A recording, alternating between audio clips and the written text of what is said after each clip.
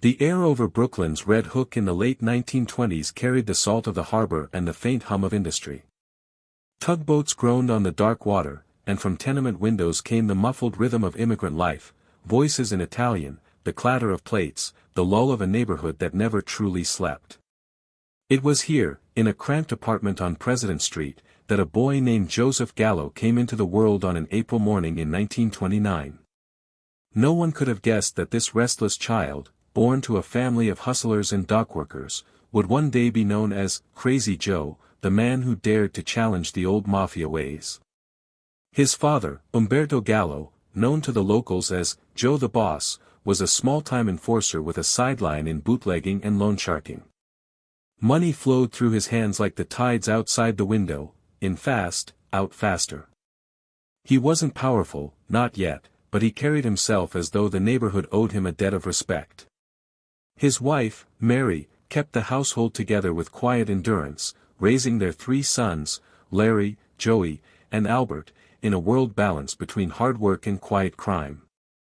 It was an environment that taught lessons faster than any school. You learned to keep your mouth shut, your eyes open, and your loyalties close. As a boy, Joey was bright, almost too bright for his own good. He could charm teachers and neighbors with a grin, then turn around and pick their pockets for sport. There was something magnetic about him, a quickness that unsettled adults and drew other kids like moths to a flame.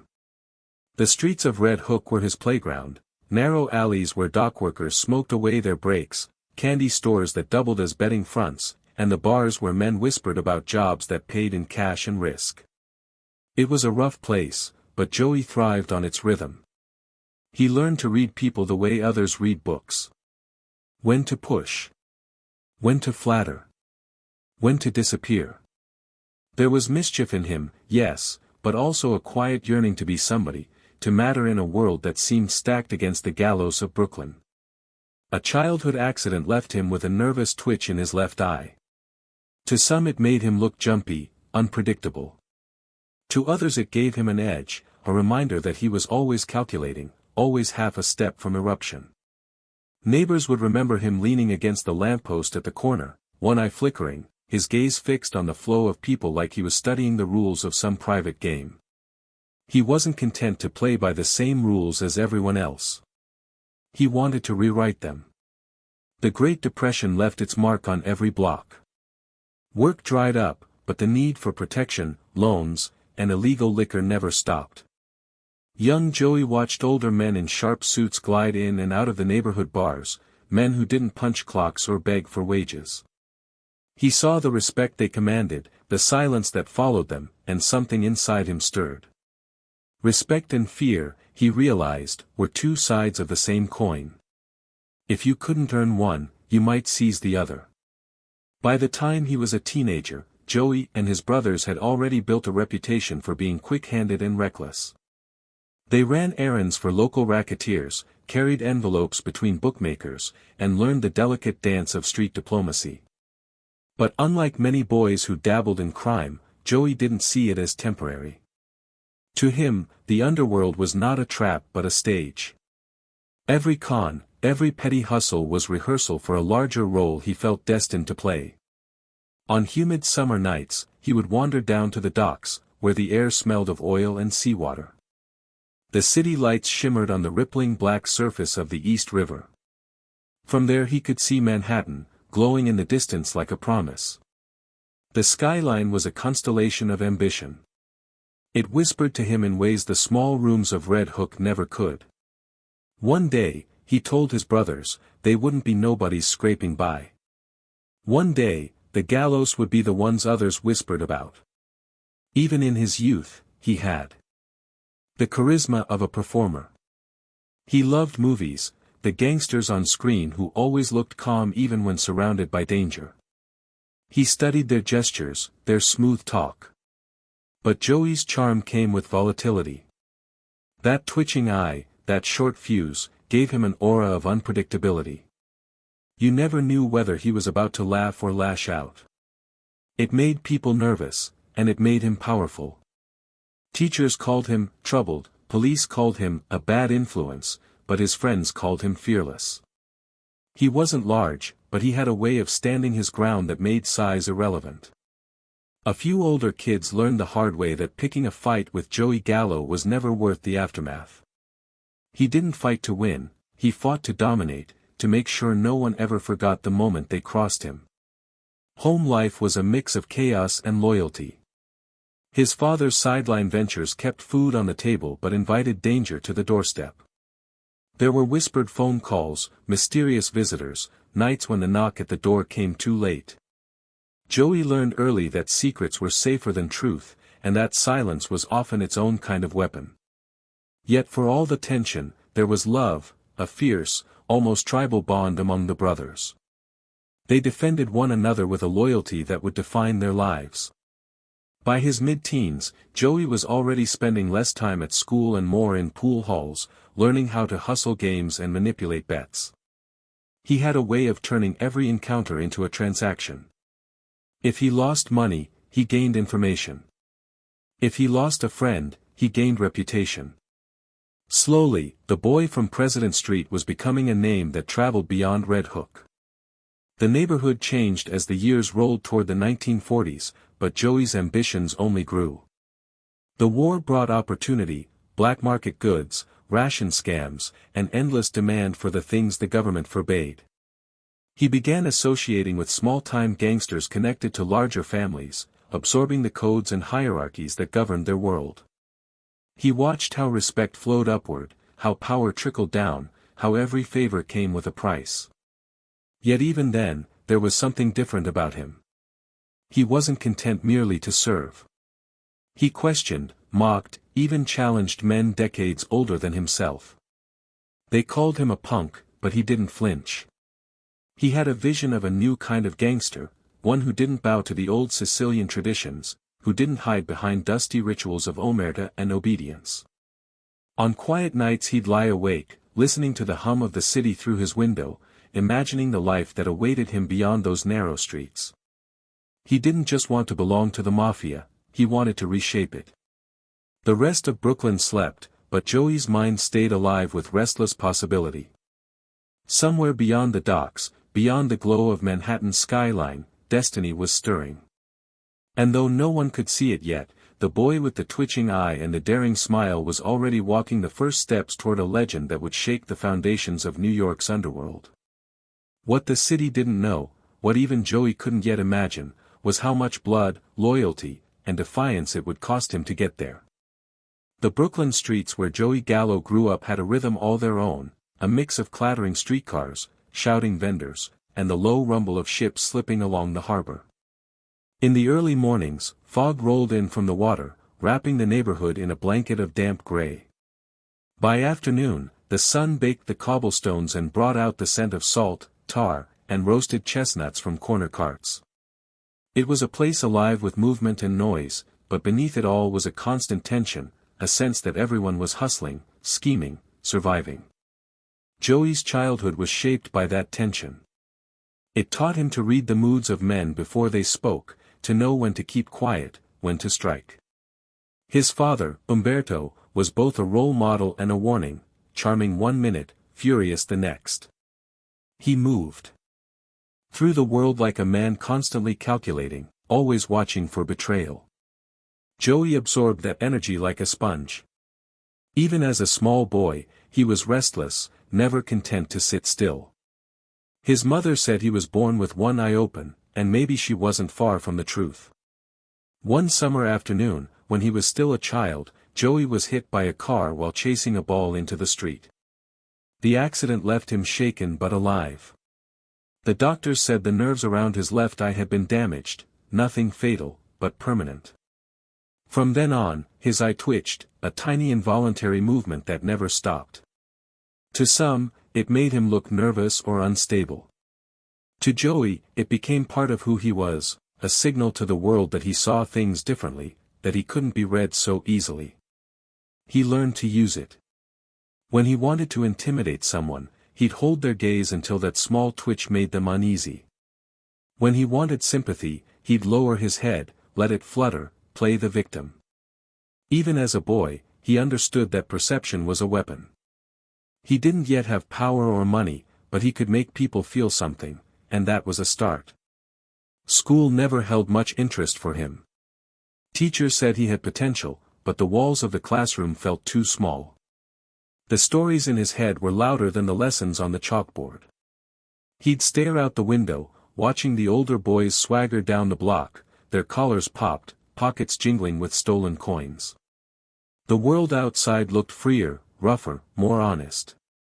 When he did show up to class, he brought the street with him, slick hair, sharp tongue, and a grin that promised trouble. By 12, Joey was skipping school regularly, spending his days in candy stores and pool halls where men with heavy rings talked about business. He'd run errands for them, dropping off packages, collecting debts, listening carefully even when they told him to keep out of grown-ups' talk. Every job, every whispered exchange, taught him something. He was learning a language not found in books, the code of favors, fear, and respect that ruled the underworld. At home, things were changing too. His older brother Larry had started hanging around with small-time gangsters, and young Albert followed whatever Joey did. The three brothers formed their own kind of street family, loyal only to each other. If someone messed with one Gallo, they got all three. They weren't the biggest or the strongest, but they were unpredictable, and that made them dangerous. Even older boys started to keep their distance. Joey's temper was already legend in the neighborhood. It didn't take much to set him off, a careless insult, a bad look, even a laugh that came at the wrong time. But what made him frightening wasn't how fast he could get angry, it was how calm he could seem while he decided what to do about it. He didn't shout or curse, he stared. The twitching eye made people nervous, and then, before anyone realized what was happening, he'd explode. A few punches, a kick, a slammed chair, and then silence. The message always landed, Joey Gallo wasn't a kid to be crossed. Still, there was more to him than violence. Beneath the street edge, there was a strange kind of sensitivity. He loved art, especially cartoons and comic strips. He'd sketch little scenes on scraps of paper, caricatures of the neighborhood toughs, heroes and villains drawn in his own crooked style. Sometimes he'd sell them for pocket change, other times he'd tear them up when he got bored. But there was imagination there, a creative energy that didn't quite fit the world he lived in. His mother saw it. She'd tell him, "You could be something good, Joseph. Something better." But he'd just smile, that half-sincere, half-defiant smile of a boy who already knows he's walking another road. Red Hook in the 1940s was a tough teacher. Fistfights were common, knives even more so. The docks were ruled by men with their own codes, their own bosses. Every corner had a lookout, every block a secret.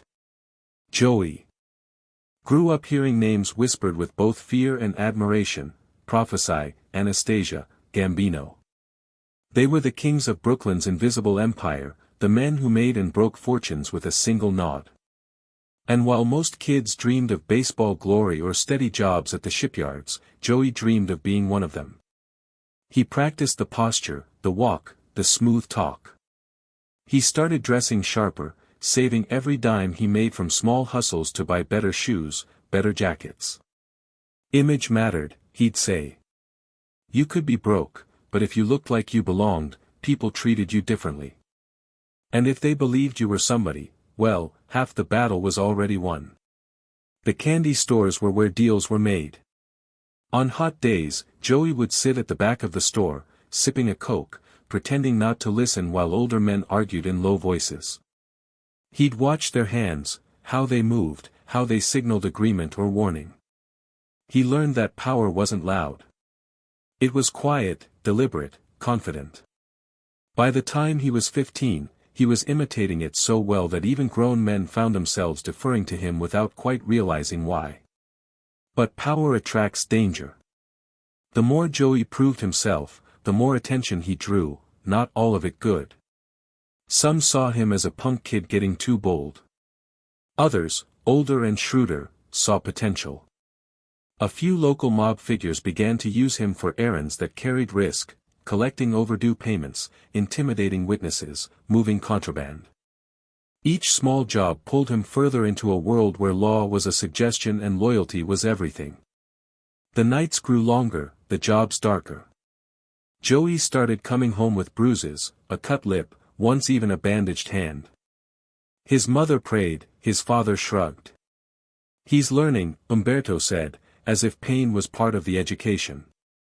Maybe it was. By 16, Joey's name was known beyond the block.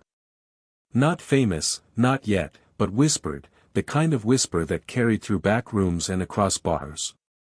There was something different about him, people said. Something unpredictable.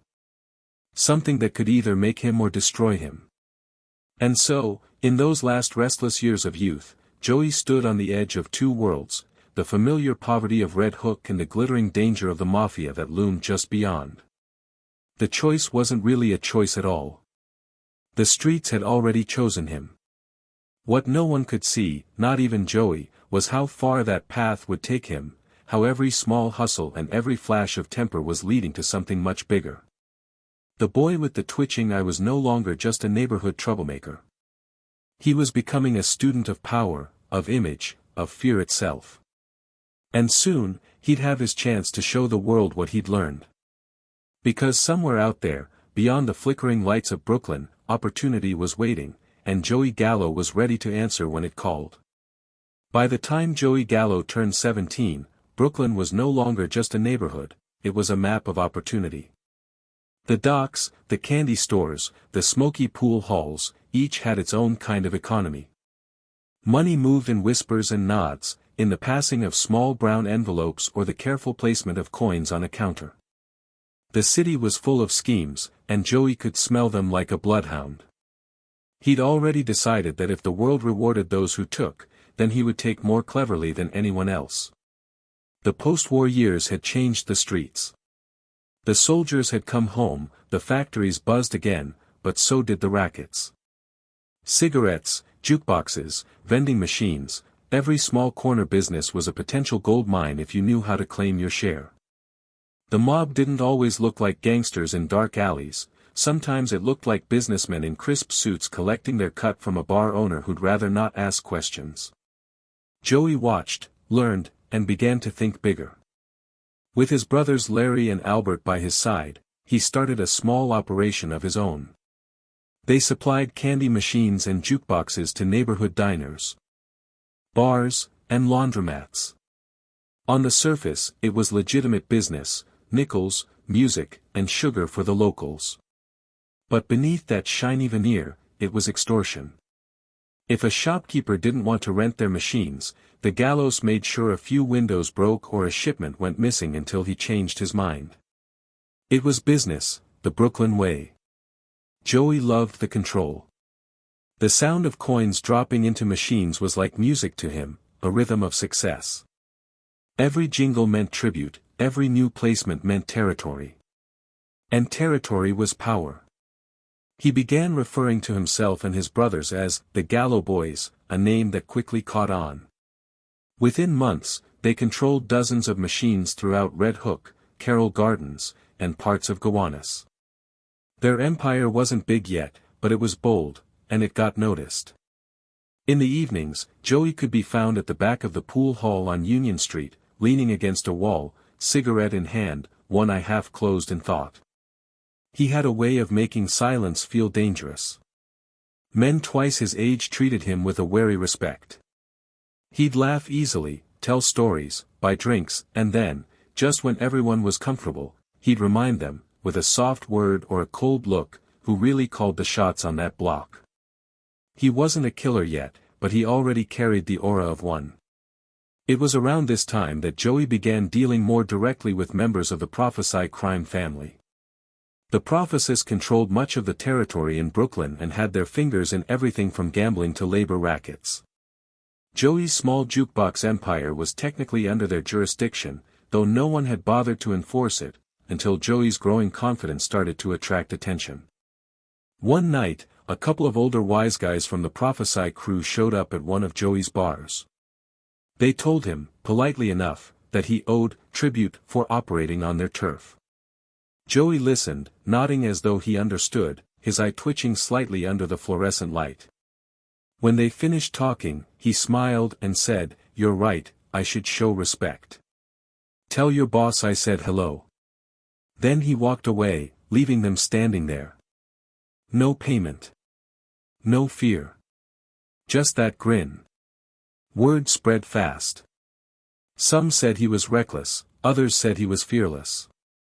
The truth was a mix of both.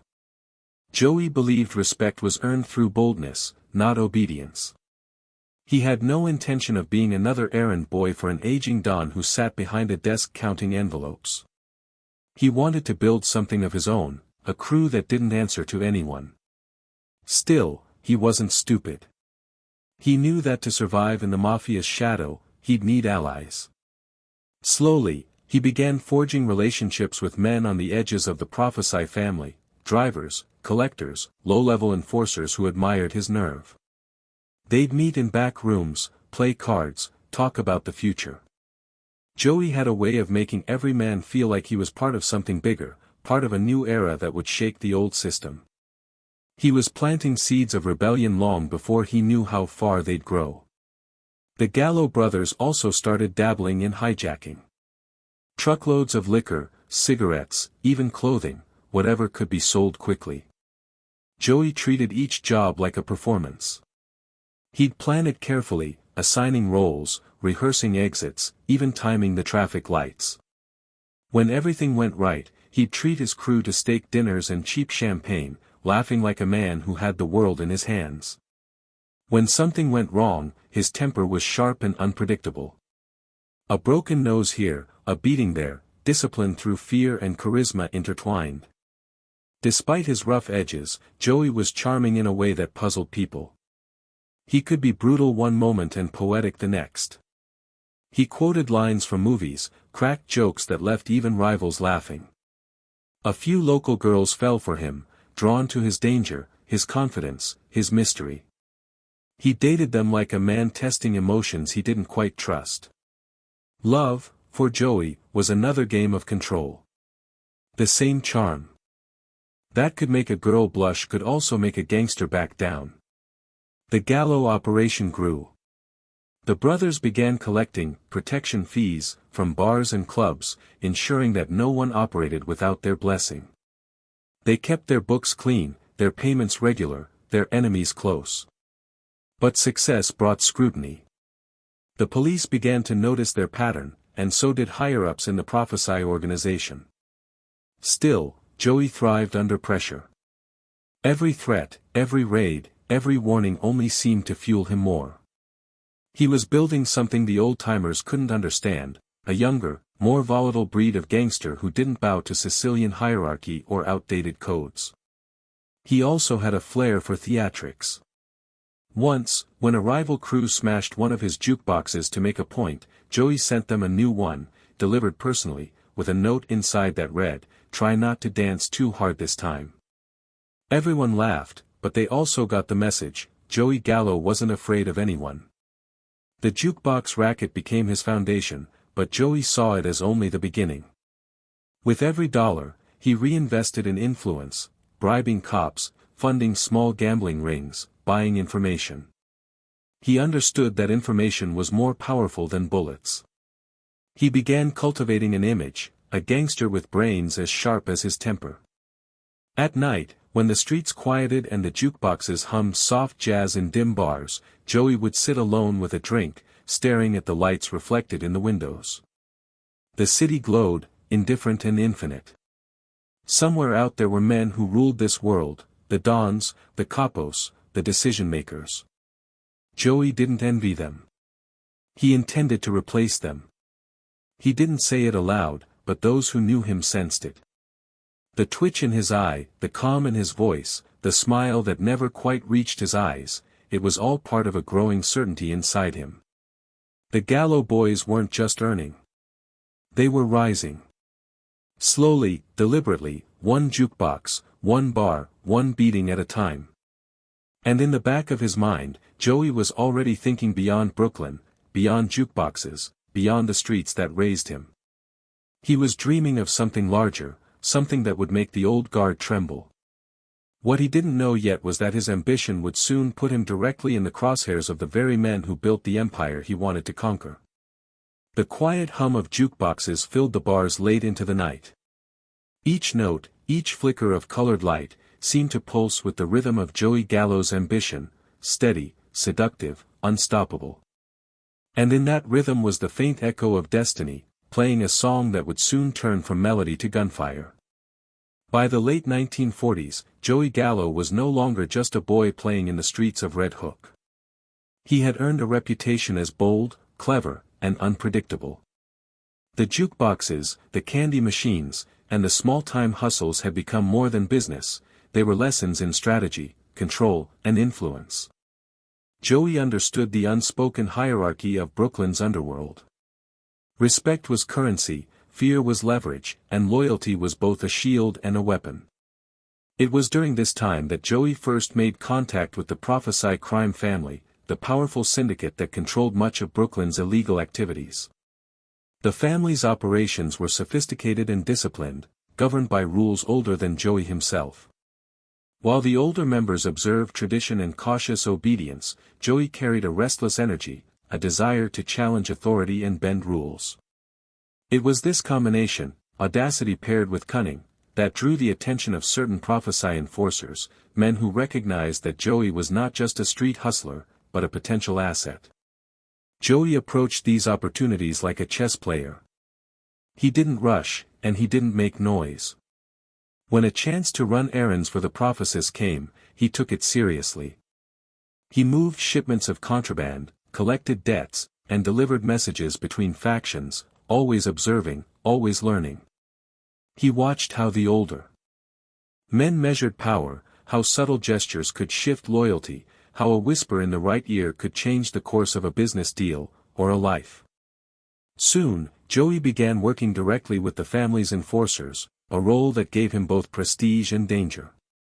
Being an enforcer meant stepping into rooms where threats were unspoken but heavy. It meant carrying weapons, knowing when to act, and understanding that hesitation could be fatal. Joey thrived in this world. The adrenaline, the risk, the delicate balance between charm and menace, all of it suited him perfectly. He had an instinct for timing, a sense for when to press an advantage and when to retreat. The city's streets themselves became a classroom. Joey learned the codes of silence, the rituals of respect, and the hidden rules that governed the Mafia. He watched older men negotiate, threaten, and occasionally eliminate rivals with quiet efficiency. He absorbed these lessons, not as a passive observer but as an active student. Every conversation, every delivery, every transaction was a step towards something larger, a place in the hierarchy, a chance to leave his mark. His role as an enforcer also brought him into contact with some of Brooklyn's most notorious figures.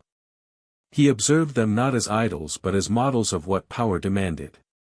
They carried themselves with calm precision, even in moments of extreme violence. Joey realized that to succeed, he needed not only physical courage but psychological insight. He needed to read the room, anticipate moves, and project authority without arrogance. And he had already begun to cultivate those skills, sharpening them like a blade against the night. Despite the danger, there was a certain poetry to Joey's new life. Late nights spent in dimly lit bars, the smell of tobacco and liquor heavy in the air, conversations whispered over the hum of jukeboxes, it all became a rhythm he understood intuitively. He learned the art of negotiation, when to push, when to flatter, when to intimidate.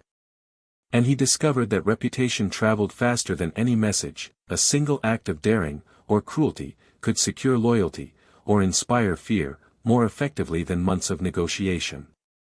Joey's personality, however, remained an unpredictable force. He could charm a bartender with a smile and a joke, then intimidate a rival in the alley behind the same establishment. That duality, the combination of warmth and menace, made him both admired and feared. It also drew the attention of the family's higher-ups, some of whom were intrigued by the young man's potential, while others quietly resented his audacity. Joey understood this tension instinctively. In the world he now inhabited, enemies could be allies tomorrow, and friends could vanish the next. Survival required constant awareness. One of the first lessons Joey learned as an enforcer was the importance of observation. A casual glance at a man's hands, the angle of a head, the subtle twitch of an eye, all could reveal intentions. He had always been naturally perceptive, but now he trained it, refining his instincts into a tool for both protection and advantage. His twitching eye, once merely a quirk of youth, became an asset, adding to his aura of unpredictability. Men would hesitate in his presence, unsure whether the boy was calculating or impulsive, and that uncertainty was power. Joey also began to understand the art of strategy. He learned that power in the Mafia was not only about muscle, but about perception, timing, and leverage. Small victories mattered, the right bribe, the subtle hint, the carefully placed rumor. Each success built his reputation, each misstep had consequences, and Joey quickly became adept at balancing ambition with caution. He was learning to navigate a world where a single error could be fatal, yet boldness often reaped rewards far greater than caution alone could deliver. Even at this stage, Joey was already thinking beyond mere enforcement. He wanted influence, recognition, and eventually control. He observed the old guard, men bound by tradition and fear of retribution, and saw opportunities in their rigidity. If he could harness loyalty and project authority with both charm and menace, he might carve out a space for himself that exceeded the expectations of those who had underestimated him. And yet, despite the danger and the ambition, Joey remained calm in a way that was almost hypnotic. Nights on the Brooklyn streets, when the city seemed to hold its breath, became a time of reflection. He thought about loyalty, power, and the cost of defiance. He considered the men he admired, the rules he would break, and the reputation he would build. He knew that every action, every decision, would ripple outward, shaping both his future and the perception of those around him. It was during these years that Joey's reputation began to grow. Stories of his audacity circulated quietly among Brooklyn's criminal circles. A debt collected in one evening. A threat delivered with a smile. A problem solved that others had considered impossible. He wasn't yet a household name, but he was becoming someone that the streets could not ignore, a young enforcer with ambition, skill, and the hint of rebellion simmering beneath the surface. As the years passed, Joey's role expanded. Tasks that had once seemed daunting became routine. He moved from deliveries and collections into more complex operations, observing the patterns of loyalty and control that governed the Profaci family. He began to see the cracks in the old system, the vulnerabilities that could be exploited, and the opportunities to rise above his peers. Each success reinforced his belief that the old ways were not immutable, and that he, with his cunning and charisma, could redefine the rules. Joey Gallo had entered the gate of the Mafia not as a timid recruit, but as a storm contained within a small, restless frame. His eye still twitched, his temper still flared, and his charm remained disarming. He was a student of the streets, a practitioner of strategy, and increasingly, a man who would challenge the very foundations of the world he had been born into. The door had opened, and Joey was stepping through, fully aware that the path ahead was dangerous, but also irresistible.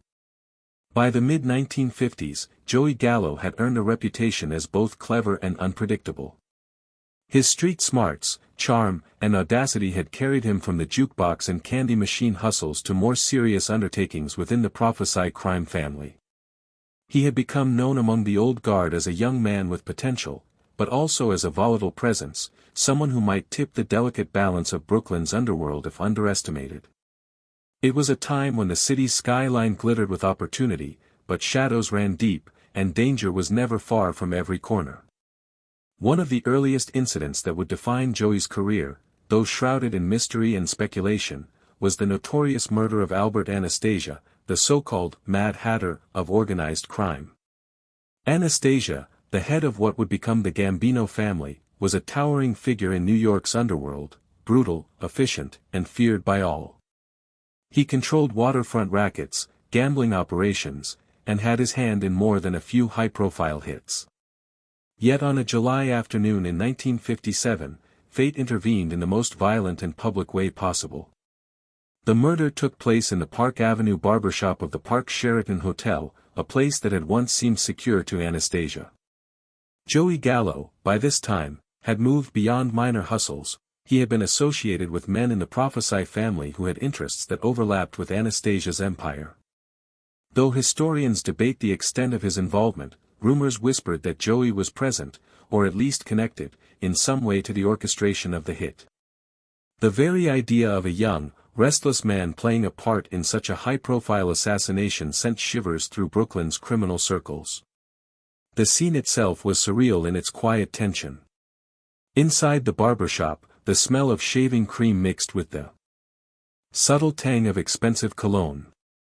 Anastasia sat in the chair, seemingly calm, unaware that his life was about to end. Two men entered, moving with precision. One man positioned himself behind Anastasia, the other near the door. Then, in the blink of an eye, gunfire erupted. Anastasia was struck multiple times before he could react, collapsing backward into the chair. Customers screamed, barbers ducked, and the men vanished as quickly as they had appeared. In those seconds, the power dynamics of New York's underworld shifted forever. For Joey Gallo, even the suggestion of involvement was a boost to his growing legend. People whispered about his nerve, his audacity, and the fact that he could survive close to such violence without faltering. To him, it was a lesson in both strategy and optics. Power was not just what you could take, it was what others believed you could take. Anastasia's death demonstrated the vulnerability of the untouchable, and it sent ripples through the criminal families of New York. The young Gallo was learning that reputation could sometimes outweigh the bullet itself. Yet the murder was more than a public display of violence, it was a teaching moment for Joey. He observed how the hit was planned, how timing, patience, and calculated risk combined to create a perfect outcome.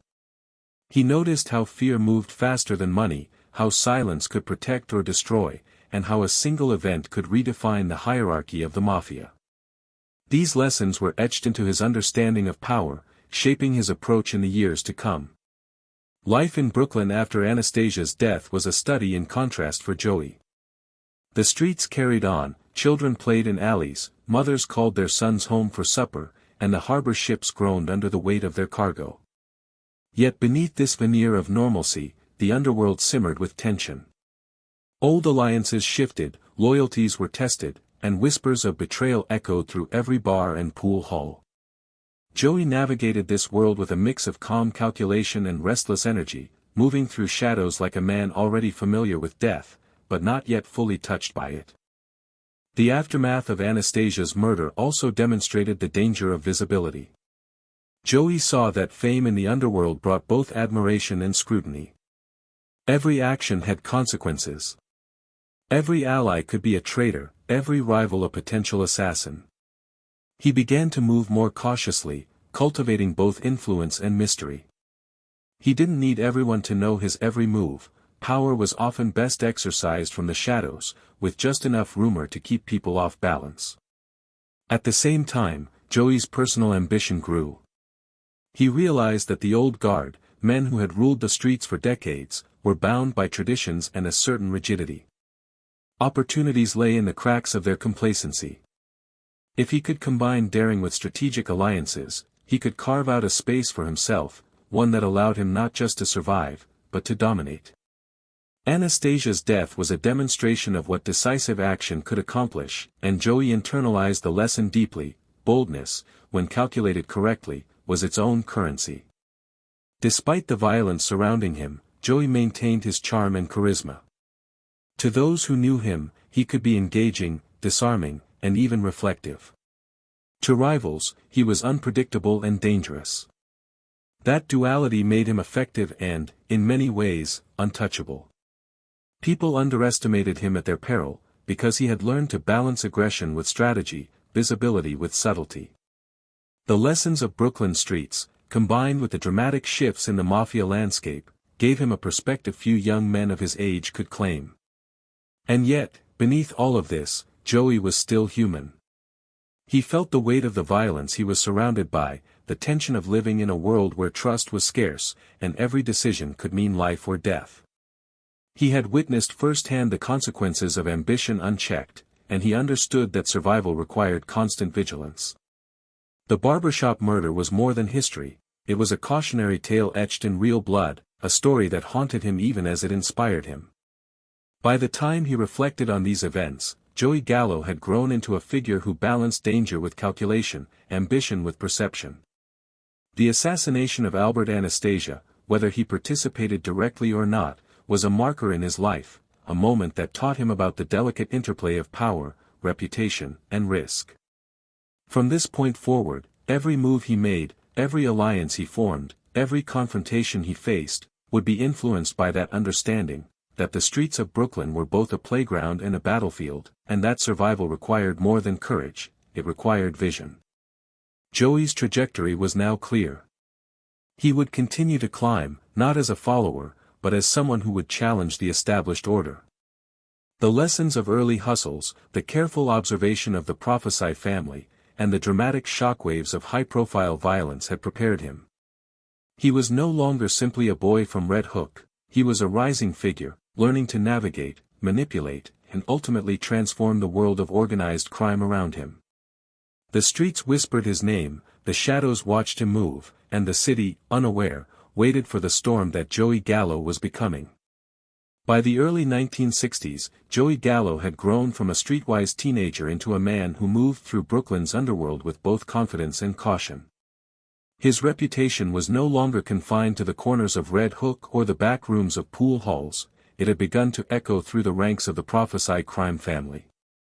But with recognition came frustration. The older bosses, bound by tradition and cautious temperaments, were slow to reward the ambition and boldness that Joey brought to every endeavor. He felt constrained, underestimated, and, increasingly, impatient. The Gallo brothers, Joey, Larry, and Albert, had built a loyal crew around them, young men who admired Joey's fearlessness and shared his vision of a new kind of power. They were ambitious, restless, and willing to bend rules that the old guard treated as sacred.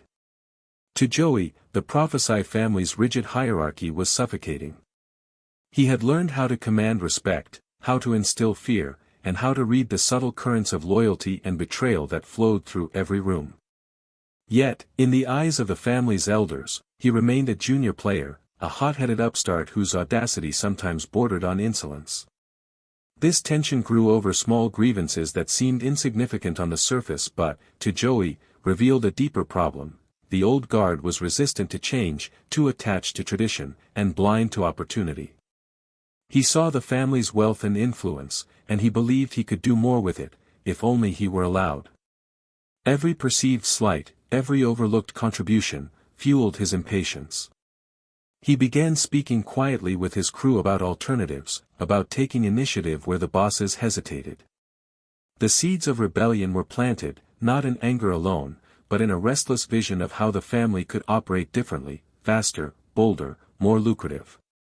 The nickname, Crazy Joe, had begun to stick around this time, a reflection not just of his unpredictable temperament but also of the audacity with which he challenged established norms. He was not reckless for the sake of recklessness, every bold act was calculated to command attention, to shift the balance of power. His crew trusted him implicitly, understanding that his temper, while sudden, was guided by instinct and intelligence. To them, he was a visionary, a man willing to risk everything for a chance at greatness. The atmosphere within the Profaci family, however, was thick with tension.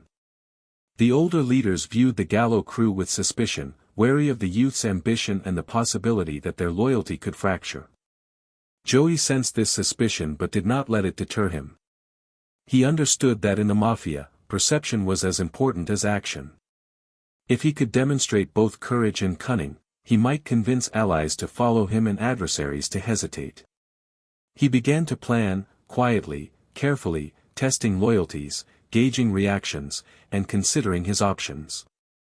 One of the earliest tests of Joey's leadership came when disputes arose over collection territories. The Gallo crew, already assertive in their operations, had begun encroaching on areas considered the domain of other enforcers loyal to the old guard. Small confrontations flared into tense standoffs, men arguing in back rooms, threats whispered in hallways. Joey handled these moments with a combination of charm, intimidation, and precise negotiation. He made it clear that his crew would not be ignored, that they had earned their place through action and loyalty. The message was subtle but unmistakable: the Gallos were not to be overlooked or dismissed. As his crew grew more confident, so did Joey.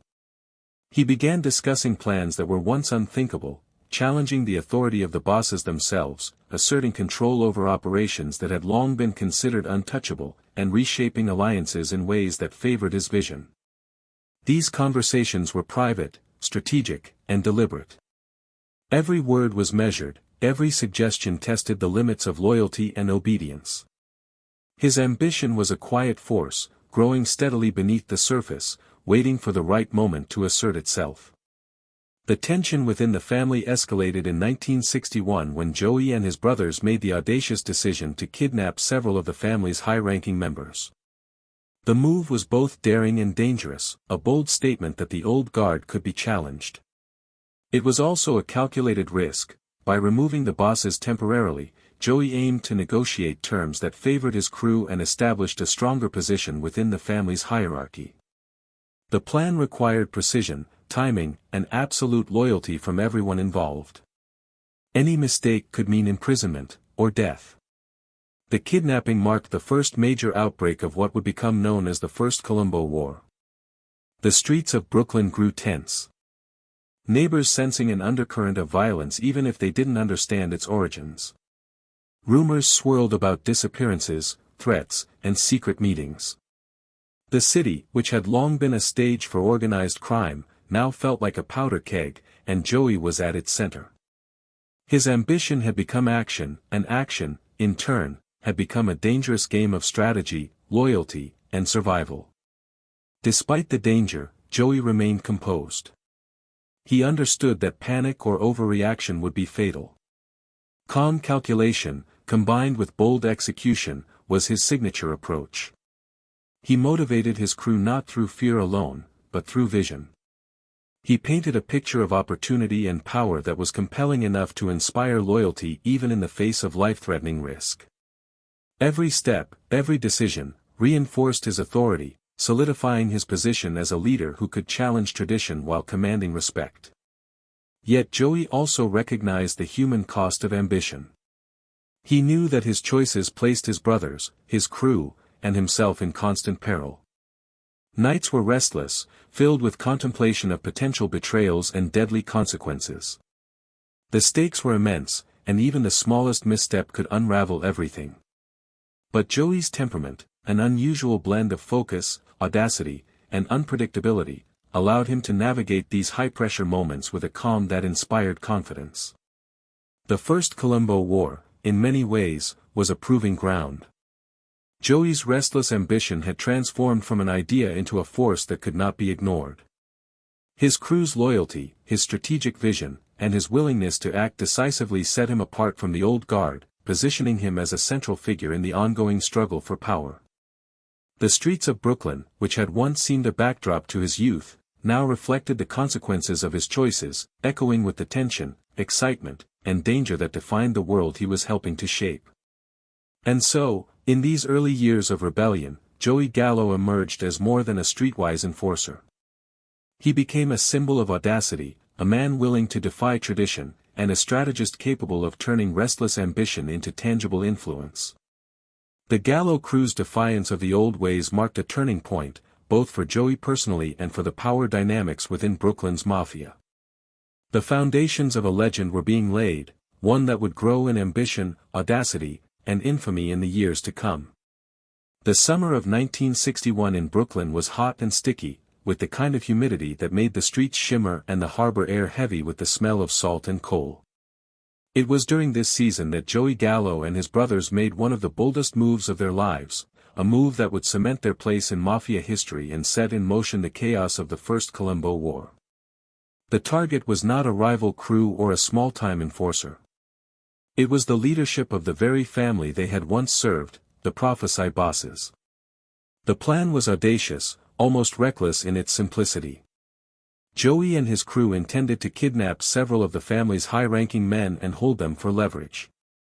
The motive was clear: The Gallos had grown frustrated with the old guard's rigid structure, their slow rewards for risk-taking, and their disregard for the energy and loyalty that Joey had cultivated among his men. It was a calculated rebellion, a test of both courage and strategy. Failure could mean imprisonment, or death, but Joey saw opportunity where others saw danger. Preparations were meticulous.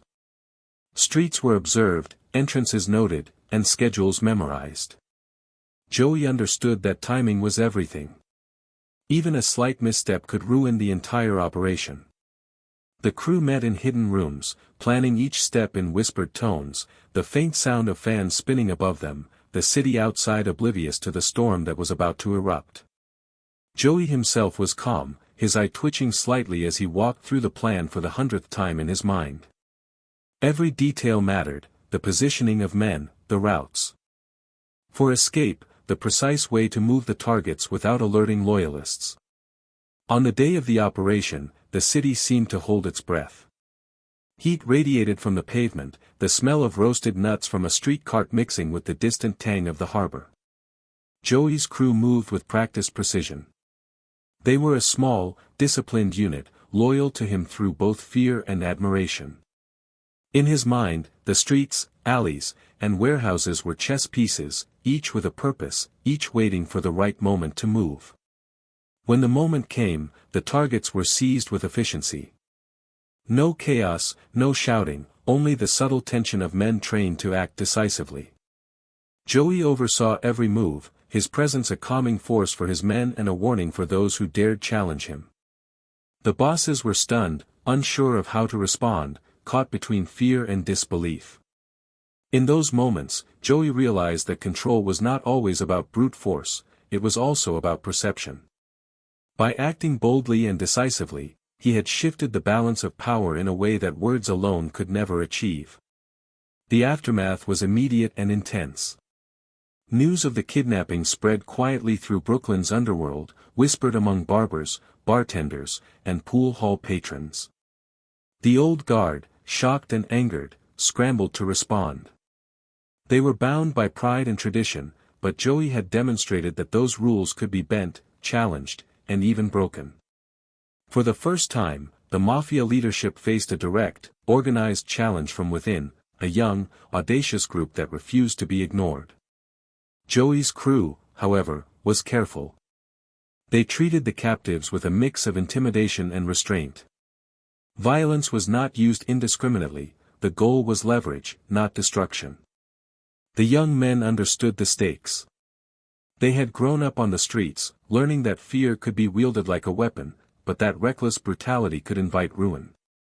Joey's leadership was central to maintaining this balance. His calm in the heat of the moment reassured his men, guided them, and reinforced the loyalty that had brought them together. At the same time, Joey had to navigate the complex web of alliances and rivalries that extended beyond the immediate family. Other Mafia factions were watching, listening, and calculating. A single misstep could provoke intervention from external forces or rival families. Joey's mind worked constantly, evaluating risk and reward, anticipating reactions, and adjusting plans on the fly. His strategy was subtle and patient, a testament to the lessons he had learned over years of observation, hustling, and enforcement. The first days of the kidnapping were tense. Joey ensured that his men maintained discipline, that no unnecessary moves were made, and that the captives remained manageable. Even in this high-pressure situation, he found moments to demonstrate his signature charisma. He would speak softly, with a grin that could disarm as much as it unsettled. To his crew, it was a lesson in leadership, to the captives, a reminder that they were no longer in control. Joey understood the power of psychological dominance as keenly as he understood the mechanics of muscle and firearms. Throughout the ordeal, Joey's vision was clear. He wanted more than revenge or temporary advantage, he sought to redefine the structure of power within the family.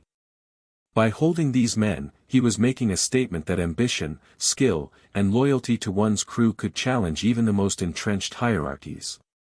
The message resonated beyond the immediate circle, the young Gallos were rising, and they were not to be underestimated. The kidnapping marked a turning point in Joey Gallo's career. For the first time, his audacity directly confronted tradition, forcing the family to recognize both his capability and his ambition. While the streets continued their rhythms, children playing in alleys, streetcars clattering along rails, mothers calling their sons home, the underworld beneath that rhythm had shifted. Joey had demonstrated that the rules of power could be bent, that courage and cunning could outweigh age and rank, and that a young, fearless leader could command attention in a world built on fear and respect.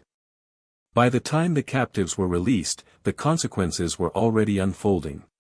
The Profaci family scrambled to regain control, but Joey and his crew had set a precedent: challenge could be tolerated only up to a point, and loyalty demanded respect in return for obedience. The First Colombo War had begun in earnest, a struggle fueled by ambition, resentment, and the audacity of a man who refused to be contained. Joey Gallo emerged from this first confrontation with both prestige and danger. His name spread quietly through the borough, whispered in alleys, bars, and offices. Young men admired his fearlessness, older men respected his cunning, rivals feared the potential of a mind that could plan, execute, and manipulate with equal skill.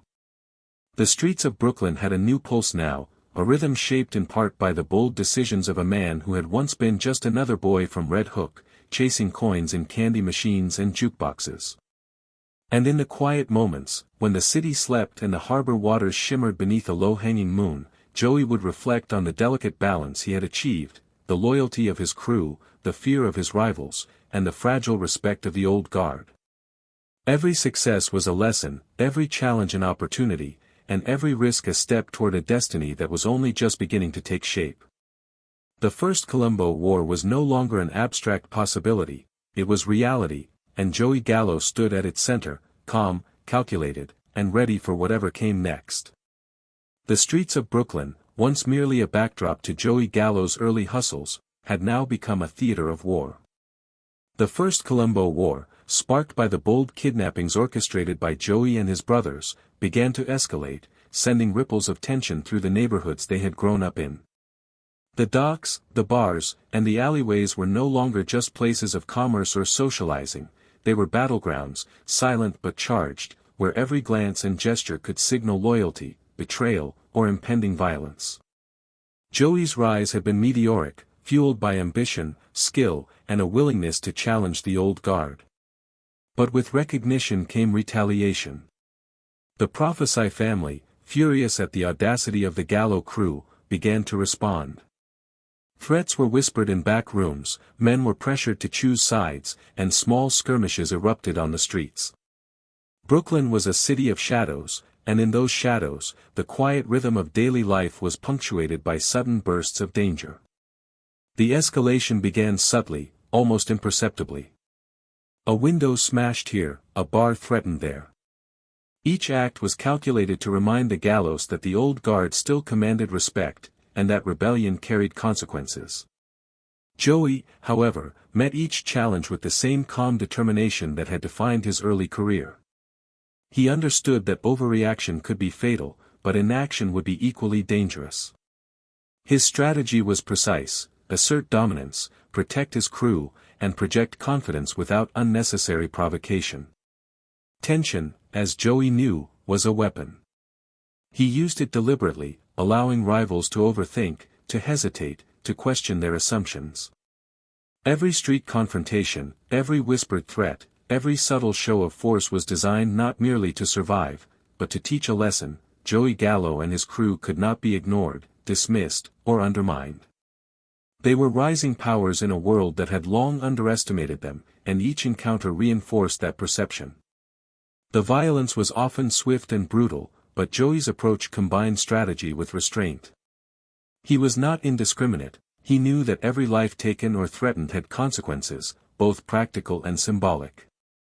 Each action had to serve a purpose: assert authority, secure loyalty, or protect the crew. And while the streets were filled with uncertainty and danger, Joey maintained a calm, almost hypnotic presence.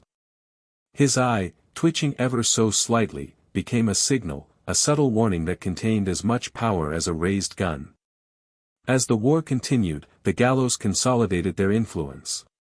They extended control over neighborhoods, collected protection fees with precision, and ensured that their rivals could not easily retaliate without facing immediate consequences. Joey's leadership was central to this consolidation. He communicated with his men in quiet, direct ways, instilling confidence and discipline while encouraging initiative. He knew that loyalty, cultivated through respect and shared risk, was more valuable than fear alone. The war also forced Joey to navigate alliances with other factions. Brooklyn was not a monolith, it was a mosaic of competing interests, shifting loyalties, and hidden agendas. Any misstep could invite intervention from other families or provoke a bloody feud. Joey's mind worked constantly, evaluating risk and opportunity, anticipating reactions, and adjusting plans accordingly. Strategy, observation, and timing became his tools as vital as fists or firearms. Yet even amid the tension and danger, Joey retained his characteristic charm. To outsiders, he could be disarming, even friendly, masking the intensity of the storm beneath. This duality, simultaneously approachable and threatening, was a cornerstone of his power. It allowed him to navigate complex situations, to negotiate with rivals, and to maintain control over his crew.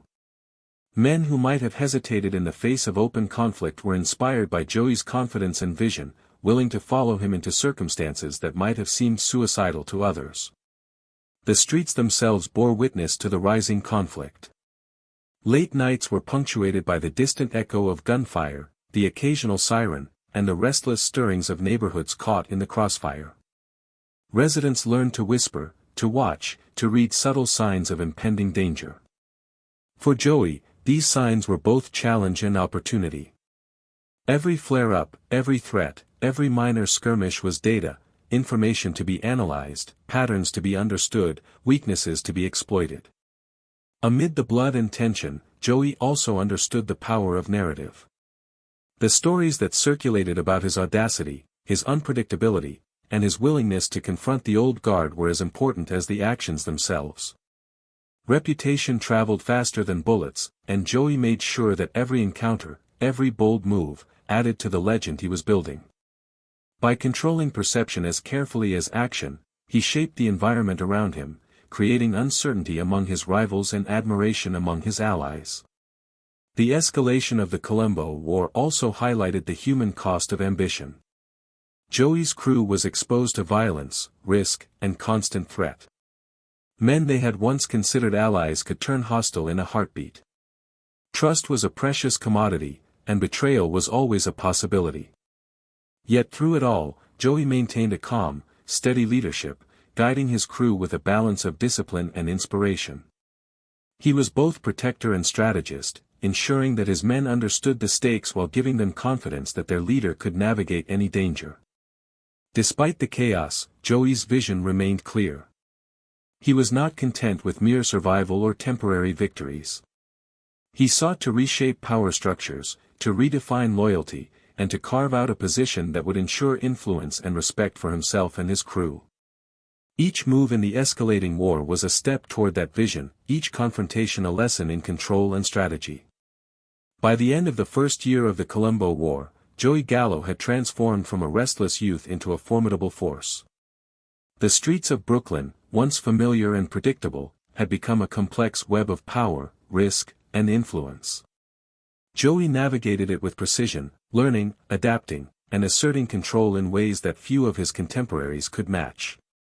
His reputation as both a daring innovator and a disciplined strategist grew steadily, setting the stage for the even greater challenges that lay ahead. The war was far from over.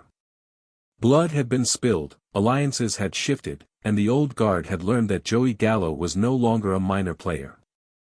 He was a rising figure whose ambition, cunning, and audacity would define the next chapter of Brooklyn's criminal history. And as the night stretched long and hot, with the city quiet except for distant echoes of conflict, Joey prepared for what came next, fully aware that every decision, every move, and every risk would shape not only his destiny but the fate of the streets he had claimed as his own. As the First Colombo War intensified, the streets of Brooklyn became a chessboard, with Joey Gallo as both a master player and a moving piece. Violence no longer existed in whispers or rumors, it now had a rhythm, a pulse that reverberated through the neighborhoods. Bars, docks, pool halls, and even quiet residential streets were stages where power, loyalty, and fear were constantly tested. Each day brought new threats, subtle and overt, and Joey had to navigate these dangers with the same precision he had once applied to planning a simple jukebox placement. The retaliation from the Profaci family was swift and ruthless. Men loyal to the old guard began targeting the Gallo crew, not only with threats but with attempts on their lives. Assassination attempts became a grim part of daily life. Bullets flew in alleys, cars were set ablaze, and even the safe havens Joey's crew once relied upon were no longer inviolable. For Joey, each attack was a test of skill, composure, and leadership. Panic was forbidden, only calm, calculated responses could ensure survival and maintain the fragile sense of control he demanded over his crew. Despite the constant danger, Joey remained unshakable. His eye twitched faintly, a signal that concealed an acute awareness of every movement around him. He taught his crew to anticipate attacks, to read the intentions of strangers, and to respond swiftly but strategically. Each encounter, each close call, became both a lesson and a reinforcement of his growing legend. The young men who followed him were learning the art of survival under extreme pressure, guided by a leader who had mastered both fear and opportunity. One of the earliest and most chilling retaliations involved a planned ambush outside a Brooklyn bar. The Gallo crew had been warned in advance, but the attackers were experienced and ruthless. Joey, however, had already anticipated the threat. His crew moved with precision, taking alternate routes, positioning lookouts, and preparing countermeasures. When the ambushers appeared, they found themselves facing a force that was calm, coordinated, and ready. The ambush was foiled without unnecessary bloodshed, a testament to Joey's foresight and tactical intelligence. But the message was clear: every day could bring danger, and every day required vigilance. These assassination attempts, while terrifying, also served to solidify Joey's control. The old guard's aggressions only strengthened the loyalty of his crew. Men who had once questioned the wisdom of rebellion now understood the stakes, and the rewards of loyalty. Joey was not only a strategist, he was a teacher. Through action and example, he instilled discipline, courage, and respect. The streets of Brooklyn were a brutal classroom, and Joey was both the principal and the guide. Even as the threats escalated, Joey maintained a calm exterior. He knew that panic would erode authority faster than bullets. In moments of tension, he would walk the streets with a quiet, measured presence, observing, listening, and planning. His crew mirrored his composure, moving with confidence and readiness.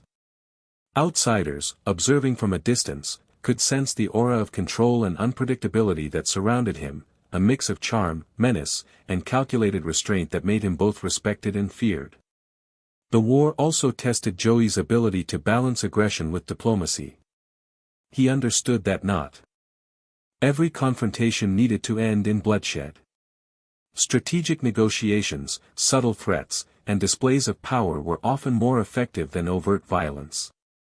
By carefully managing perceptions, Joey could assert dominance while minimizing unnecessary exposure. Every interaction, every conversation, was a piece of a larger puzzle, a puzzle that he was slowly assembling with skill and patience. Amid these tensions, the human cost became painfully evident. Close allies were injured, men disappeared under mysterious circumstances, and even the most loyal crew members began to feel the psychological strain of constant threat. Joey recognized this toll, and he took measures to maintain morale. Stories of survival, small victories, and acts of cunning were shared within the crew to reinforce confidence. He reminded them, gently but firmly, that loyalty and courage could turn even the most dangerous circumstances into opportunities for growth and influence. Yet Joey's life was not only defined by violence and strategy. There were quieter moments, almost surreal in their normalcy, when the city seemed oblivious to the chaos beneath. He would walk through familiar streets late at night, the soft hum of streetlights reflecting off wet pavement, and observe life unfolding as if the war did not exist.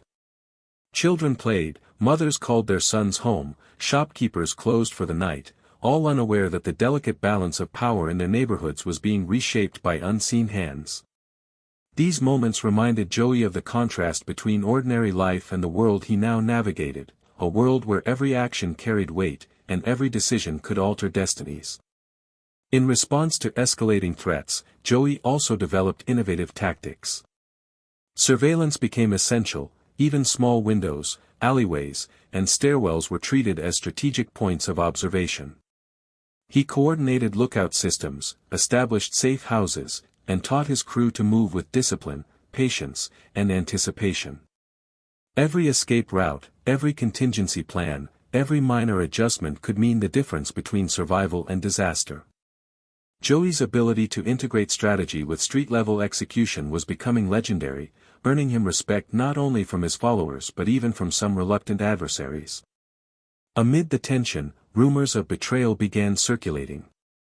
The psychological warfare of the Colombo War was as potent as the physical violence. Joey knew that paranoia could destabilize even the most loyal crew, so he carefully monitored interactions, tested allegiances, and maintained control without creating resentment.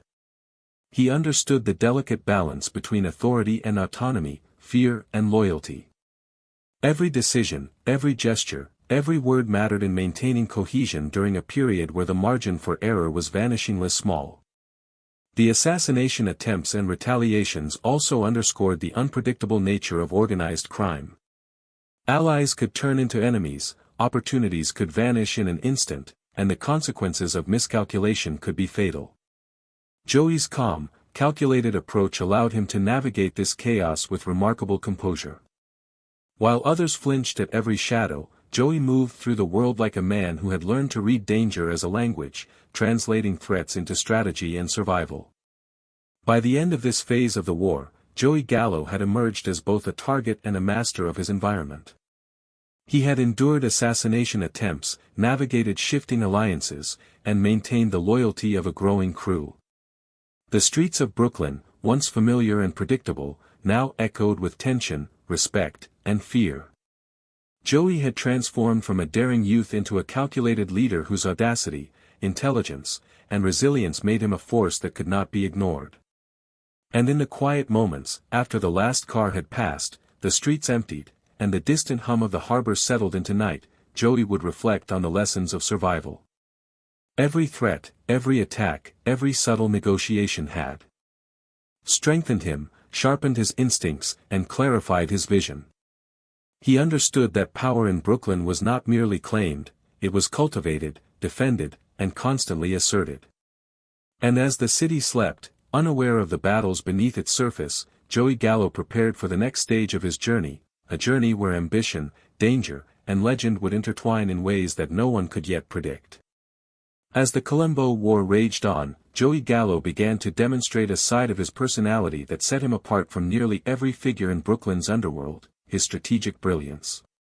While many gangsters relied solely on brute force, intimidation, or luck, Joey approached power as a complex game of chess, where observation, patience, and calculated moves often mattered more than immediate violence.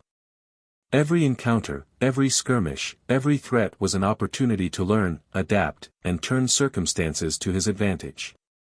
Joey's mind, ever restless and analytical, had been sharpened by years of navigating the streets of Red Hook, running hustles, and observing the intricate hierarchy of the Profaci family. But now, amidst the chaos of the Colombo War, these instincts were being applied on a scale far larger and far more dangerous than he had faced before. It was no longer just about surviving the night or maintaining control over a small crew, it was about outwitting an entrenched organization, redefining loyalties, and asserting dominance in a world where every move could provoke retaliation. The first lesson Joey emphasized was the importance of intelligence. He understood that knowledge was power, and he went to great lengths to gather it. He established networks of informants, planted subtle observers in bars and social clubs, and listened carefully to the whispers of Brooklyn's neighborhoods. Every scrap of information, who had shifted allegiances, who was vulnerable, which streets were being watched, was catalogued in his mind. This intelligence allowed him to anticipate attacks before they occurred and to plan moves that others could not predict. One notable example of his strategic genius involved a confrontation over collection territories. The old guard believed their dominance was unquestionable and that the gallows would eventually be forced into submission. Joey, however, had studied their patterns and identified weaknesses. He orchestrated a series of maneuvers, small shows of force, well-timed bribes, and carefully placed rumors, that destabilized their confidence without provoking outright retaliation. By the time the old bosses realized what had happened, Joey had already gained control over several lucrative operations, expanding his influence while appearing calm and composed. Joey's ability to blend strategy with charisma was equally important. He understood that perception could be as powerful as action. To his crew, he was a fearless leader and a patient teacher. To rivals, he was unpredictable, dangerous, and brilliant. He cultivated an aura that made people hesitate, question their assumptions, and overthink every move. In a world where hesitation could mean death, this psychological advantage was invaluable. Joey's strategic approach was never purely mechanical, it was infused with personality, charm, and an understanding of human nature that made it nearly impossible to counter. Discipline was another cornerstone of Joey's strategy. His crew moved with precision, adhering to his guidance while also being trained to think independently when necessary. This balance of order and autonomy allowed them to act decisively during high-pressure situations without requiring constant oversight. Each member understood their role, but also the broader vision, which was critical during the chaotic and unpredictable days of the Colombo War. Joey's leadership style fostered loyalty that was not based solely on fear, but on respect and shared purpose. In addition to these tactical maneuvers, Joey also used subtle deception to outwit the old guard. He would allow minor concessions to appear as victories for his rivals, only to use them as stepping stones to larger gains.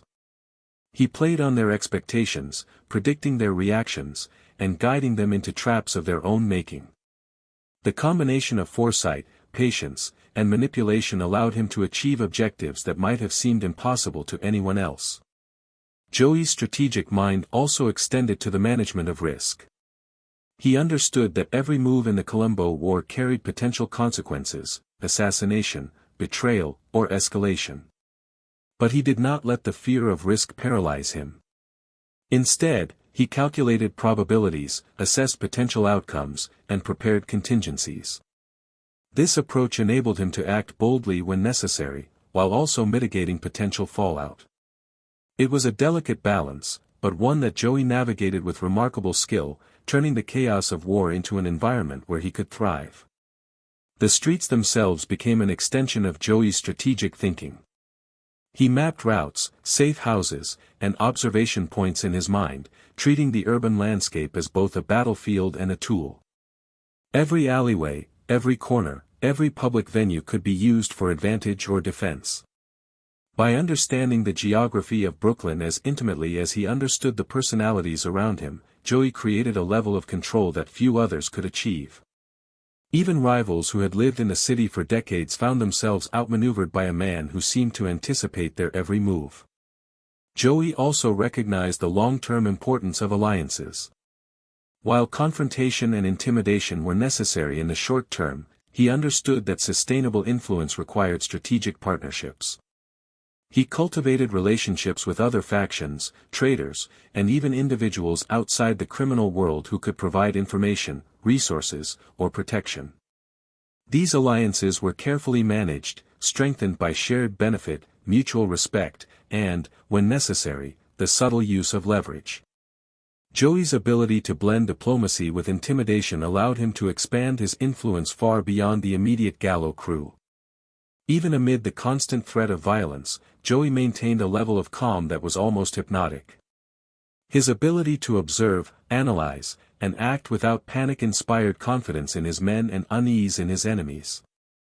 The psychological impact of this composure cannot be overstated. It created hesitation among rivals, encouraged loyalty among allies, and reinforced the perception that Joey Gallo was not just a participant in the Colombo War, but a master of it. By the time the war reached its peak, Joey's strategic approach had transformed him from a daring young rebel into a formidable leader whose audacity was matched by intelligence. The old guard had learned, often painfully, that brute force alone was not sufficient to counter him. Every skirmish, every negotiation, every subtle maneuver had been part of a broader strategy designed to consolidate power, protect his crew, and outwit those who underestimated him. In the quiet hours of night, after the city's noise had faded and the distant hum of the harbor settled into stillness, Joey would reflect on his position. Every success was a lesson, every threat a challenge, and every move an opportunity to refine his approach. He understood that true mastery required patience, foresight, and an unwavering calm in the face of danger. And as Brooklyn slept, unaware of the strategic battles being waged in its shadows, Joey Gallo continued to plot, calculate, and maneuver, an enigmatic figure whose mind was as sharp as his reputation was fearsome. By blending intellect, charisma, discipline, and psychological insight, Joey Gallo had transformed the Colombo War from a simple power struggle into a complex game of strategy. His ability to outthink the old guard, manage risk, and maintain loyalty set him apart, ensuring that his influence would continue to grow, even as the streets of Brooklyn erupted in chaos around him. In the world of organized crime, survival alone was impressive, but Joey Gallo was aiming for much more than survival. He was building a legacy, one move at a time. By the mid-1960s, Joey Gallo had become more than just a name whispered in Brooklyn's alleys, he was a legend in the making. His audacity, cunning, and strategic brilliance had propelled him from the restless streets of Red Hook to the center of one of the most dangerous power struggles in New York's Mafia history. The Colombo War, which had begun as a rebellion against the Profaci family, had cemented his reputation as a force to be reckoned with, both respected and feared by allies and rivals alike. Joey's rise was not merely a product of violence or opportunity, it was a testament to his unique blend of charisma, intelligence, and unpredictability. He was known to be both charming and menacing, able to diffuse tension with a joke or a smile while simultaneously signaling that defiance carried consequences. This duality made him captivating, magnetic, and, above all, unpredictable, a combination that left allies inspired and enemies hesitant. The nickname, Crazy Joe, reflected not only his temperament but the aura of controlled chaos that surrounded him wherever he went. His reputation was further solidified by the loyalty he inspired in his crew. The Gallo brothers and their associates were fiercely devoted to him, drawn to his vision and leadership as much as to the thrill of power. Joey had mastered the art of cultivating loyalty through shared risk, opportunity, and trust. Men who followed him understood that their success and survival were intertwined with his own, creating bonds that were difficult to break even under immense pressure. Loyalty, Joey knew, was more valuable than fear alone, it was the foundation upon which empires could be built. The streets themselves bore witness to his rise. Brooklyn, with its maze of docks, warehouses, and narrow streets, became a canvas on which Joey painted his influence. His crew moved with precision, executing operations with a level of coordination that amazed both supporters and rivals. Rumors of audacious moves, surviving assassination attempts, outmaneuvering rival crews, and asserting control over lucrative territories, circulated quietly through bars, pool halls, and social clubs. Joey's legend grew not just from the facts of his actions, but from the perception of him as a man who was always several steps ahead. Joey's strategic mind, honed during the early days of the Colombo War, was now applied with increasing sophistication. He understood that power was not static, it required constant assertion and adaptation. Alliances had to be nurtured, threats neutralized, and opportunities seized before rivals could react. Each decision was weighed for both immediate impact and long-term consequences. Violence was not an impulsive reaction but a carefully measured tool, used only when it advanced his broader objectives. This approach distinguished him from the old guard, who often relied on tradition and fear alone to maintain control. The reputation Joey built during this period was multidimensional. To his crew, he was a protector and mentor, guiding them through the chaos of war with confidence and insight. To rivals, he was an enigma, unpredictable and dangerous, capable of exploiting their weaknesses in ways they could not anticipate. And to the wider world of organized crime, he was a rising star, a young man with the vision and audacity to challenge tradition, yet disciplined enough to survive where others might fail. This balance between respect, fear, and admiration made him a uniquely formidable figure. One of the key elements of Joey's reputation was his ability to maintain composure under pressure. Assassination attempts, retaliatory attacks, and the constant threat of betrayal were a part of daily life, yet Joey moved through these dangers with remarkable calm. His crew mirrored this composure, knowing that their leader's confidence could stabilize even the most volatile situations. This sense of control, combined with his audacious decisions, reinforced the perception that Joey Gallo was not only brave but exceptionally capable. The psychological impact of his reputation extended beyond the immediate conflict. Rivals began to hesitate before challenging him, unsure whether they were facing an impulsive rebel or a calculated strategist. The uncertainty he inspired was as powerful as any weapon. By projecting a blend of unpredictability and intelligence, Joey created an environment in which his enemies were perpetually on edge, forced to second-guess themselves, while his allies felt protected and emboldened. This mastery of perception became one of his greatest assets, and a key factor in his continued rise. Joey's ability to adapt to changing circumstances further solidified his status. The Colombo War was unpredictable, and no plan could remain static. He learned to pivot, reassess risks, and exploit new opportunities as they arose. Each challenge, from minor disputes over territory to major assassination attempts, was met with a combination of strategic foresight and calculated improvisation. This adaptability reinforced his aura of invincibility. Even when events seemed to spiral out of control, Joey appeared to be in command. The Gallo crew's successes under his leadership became legendary. Small victories, executed with precision, sent ripples through the criminal landscape of Brooklyn. Joey understood that reputation was built not only through major, dramatic actions but also through the accumulation of smaller, consistent demonstrations of capability and control.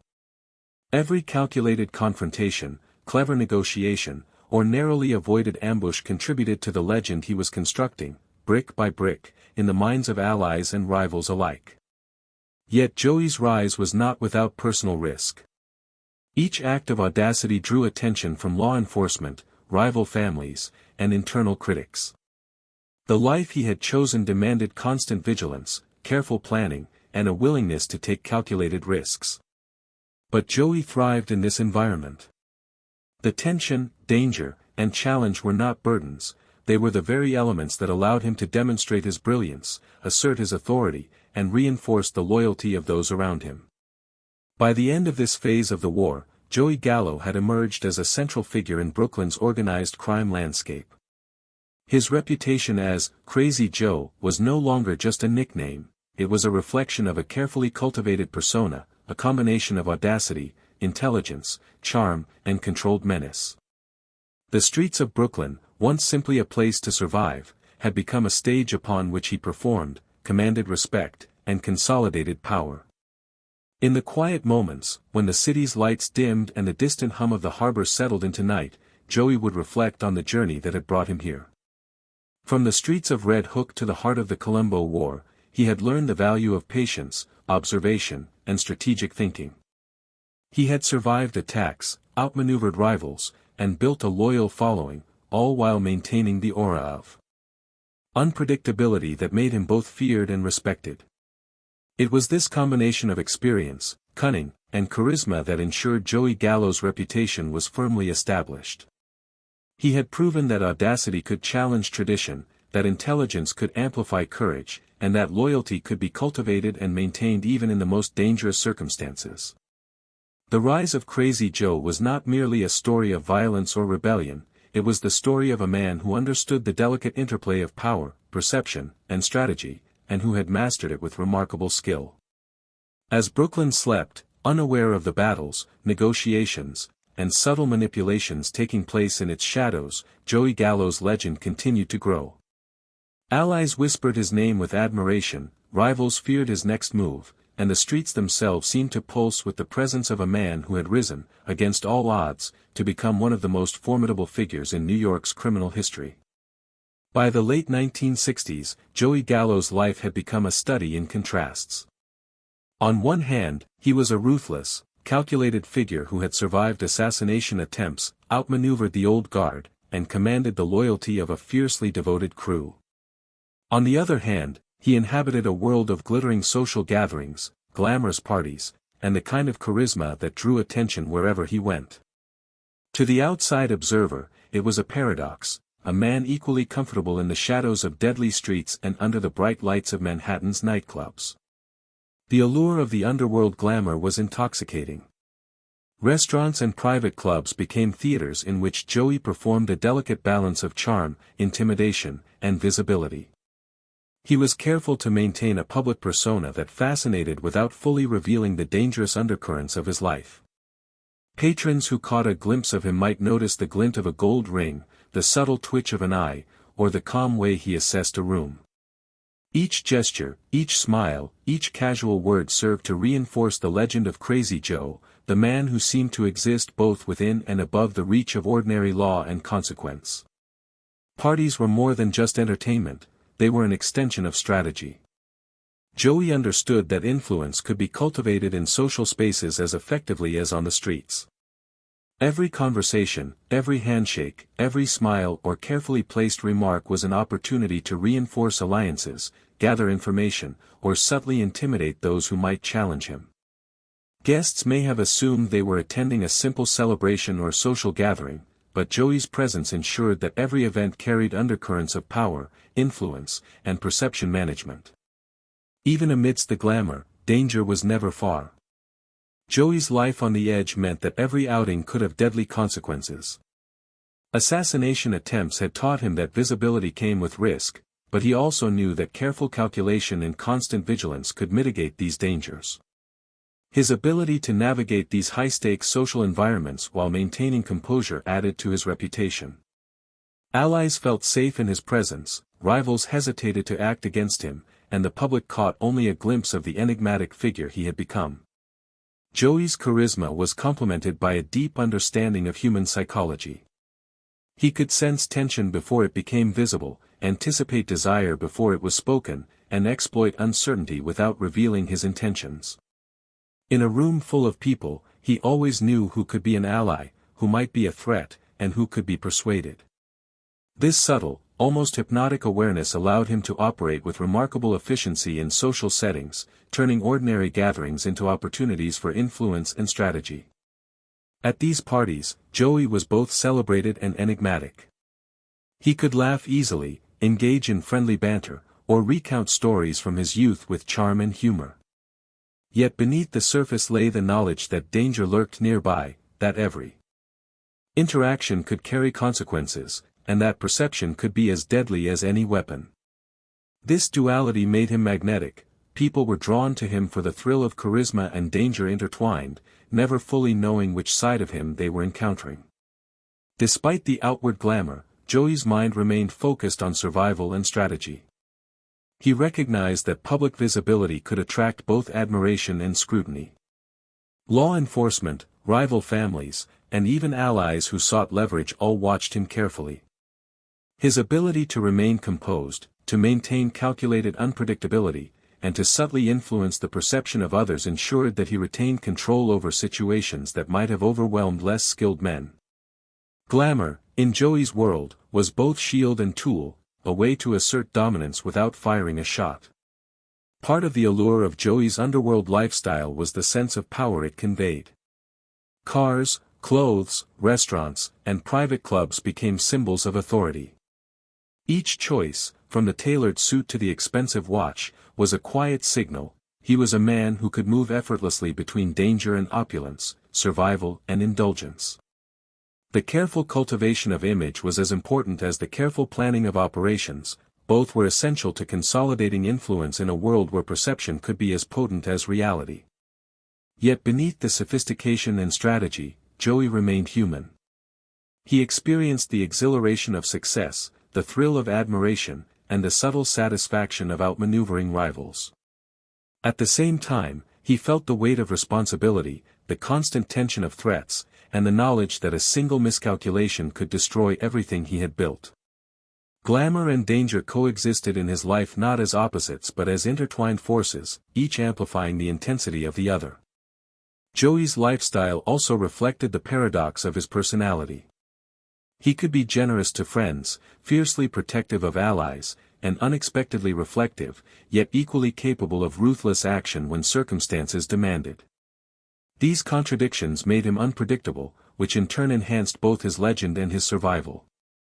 Those who encountered him, whether in the dimly lit corners of a nightclub or on the quiet streets of Brooklyn, sensed that they were in the presence of a man who balanced charm, audacity, and deadly intelligence with effortless grace. Even as the Colombo War continued to simmer and escalate, Joey maintained this dual existence with remarkable skill. On the streets, he commanded respect, executed strategy, and survived attacks with calculated precision. In social settings, he wielded influence, cultivated perception, and demonstrated a charisma that drew people in without fully revealing the dangerous reality beneath. This seamless navigation between worlds, a deadly battlefield and a glamorous stage, was a defining feature of his rise, and one that ensured his reputation would continue to grow. By embracing both danger and glamour, Joey Gallo had created a persona that was larger than life. He was no longer merely a man from Red Hook, he was a symbol of audacity, intelligence, and the thrill of the underworld. The streets and clubs alike recognized him, whispered his name, and speculated about his next move. Each appearance, each carefully orchestrated action, contributed to the enduring legend of Crazy Joe, a man who lived fully on the edge, blending the glamour of nightlife with the shadows of organized crime. In the quiet moments, after the parties ended and the city's lights dimmed, Joey would reflect on this delicate balance. Survival, influence, and legend were intertwined in ways that required constant attention and calculation. He understood that power was fleeting, that perception was fragile, and that every day could bring both opportunity and danger. And yet, he thrived in this life, fully aware that the duality of glamour and peril was what had elevated him above ordinary men, allowing him to carve a place in history as one of Brooklyn's most audacious and enigmatic figures. As Joey Gallo's legend grew, so too did the dangers that surrounded him. By the late 1960s, the Colombo War had evolved from a localized struggle within the Profaci family into a complex web of rivalries, betrayals, and shifting allegiances. Joey's audacity, once a source of awe and inspiration, had also made him a target.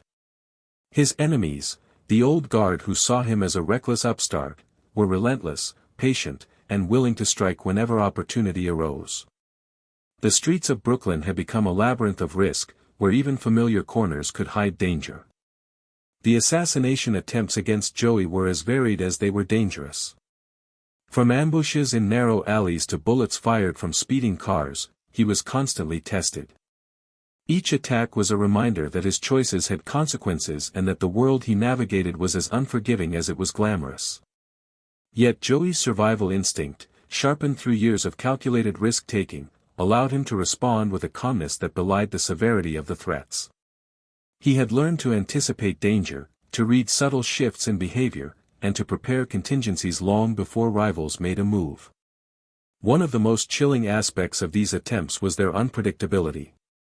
The old guard, frustrated by Joey's rising influence, tried everything from covert surveillance to direct violence. Sometimes the threats were overt, with men lying in wait to strike at the most opportune moment. Other times, the dangers were subtle, a misleading tip, a carefully planted rumor, or an unexpected betrayal within his own circle. Joey's genius lay in recognizing patterns, discerning truth from deception, and responding with a mixture of cunning and decisiveness that kept him one step ahead. Despite the peril, Joey remained composed. His calm was not the absence of fear, but the mastery of it. He understood that panic could be fatal, both for himself and for his crew. Each decision was deliberate, the choice of routes through Brooklyn, the timing of his appearances, the arrangement of his bodyguards, and the subtle displays of power all contributed to a defensive strategy that was as psychological as it was physical.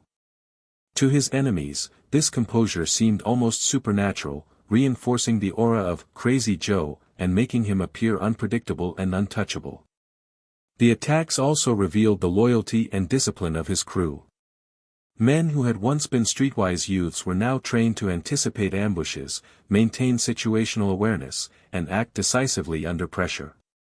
Joey's leadership instilled confidence and focus. Even when bullets flew, his crew followed orders with precision. This loyalty was a critical factor in his survival. They were willing to risk life and limb because they believed in him, trusted his judgment, and understood that survival often depended on teamwork and strategy. The streets of Brooklyn itself seemed to transform under the shadow of these rivalries. Locations that had once been mundane, the docks, corner bars, even busy avenues, became potential sites of confrontation. Residents adapted, learning to read subtle cues in the behavior of those around them, unaware of the full scope of the violence taking place in their midst. For Joey, this urban landscape became both a weapon and a shield. His intimate knowledge of the city's nooks and crannies allowed him to escape danger, surveil rivals, and orchestrate moves with a level of precision that few could match. Yet the attempts on his life were more than mere acts of aggression, they were symbolic challenges to his authority. Each strike, each threat, was a test of his dominance, a probe to see whether the legend of Crazy Joe could withstand pressure. Joey met these challenges with a combination of courage and intellect. He did not respond rashly, instead, he analyzed, calculated, and struck back in ways that both neutralized threats and reinforced his reputation. Over time, the repeated survival of these attacks elevated him further, making him a figure both admired and feared across Brooklyn's criminal networks. Even amidst the danger, Joey maintained a sense of style and presence that was uniquely his own. Whether moving through a dimly lit nightclub, walking along the piers at night, or meeting with allies in private rooms, he carried himself with a confidence that spoke volumes. This physical poise, combined with his strategic mind, ensured that he projected authority even in the most perilous situations. Observers, both friend and foe, were captivated by his calm, calculating demeanor, reinforcing the mythos of Crazy Joe as a man who could not easily be shaken or defeated. The assassination attempts also forced Joey to innovate. He implemented intricate systems of security, observation, and communication with his crew. Safe houses were chosen carefully, escape routes memorized, and contingencies planned for every scenario. Even the smallest details, a timing of a walk, the arrangement of a vehicle, or the presence of an extra lookout, were meticulously considered.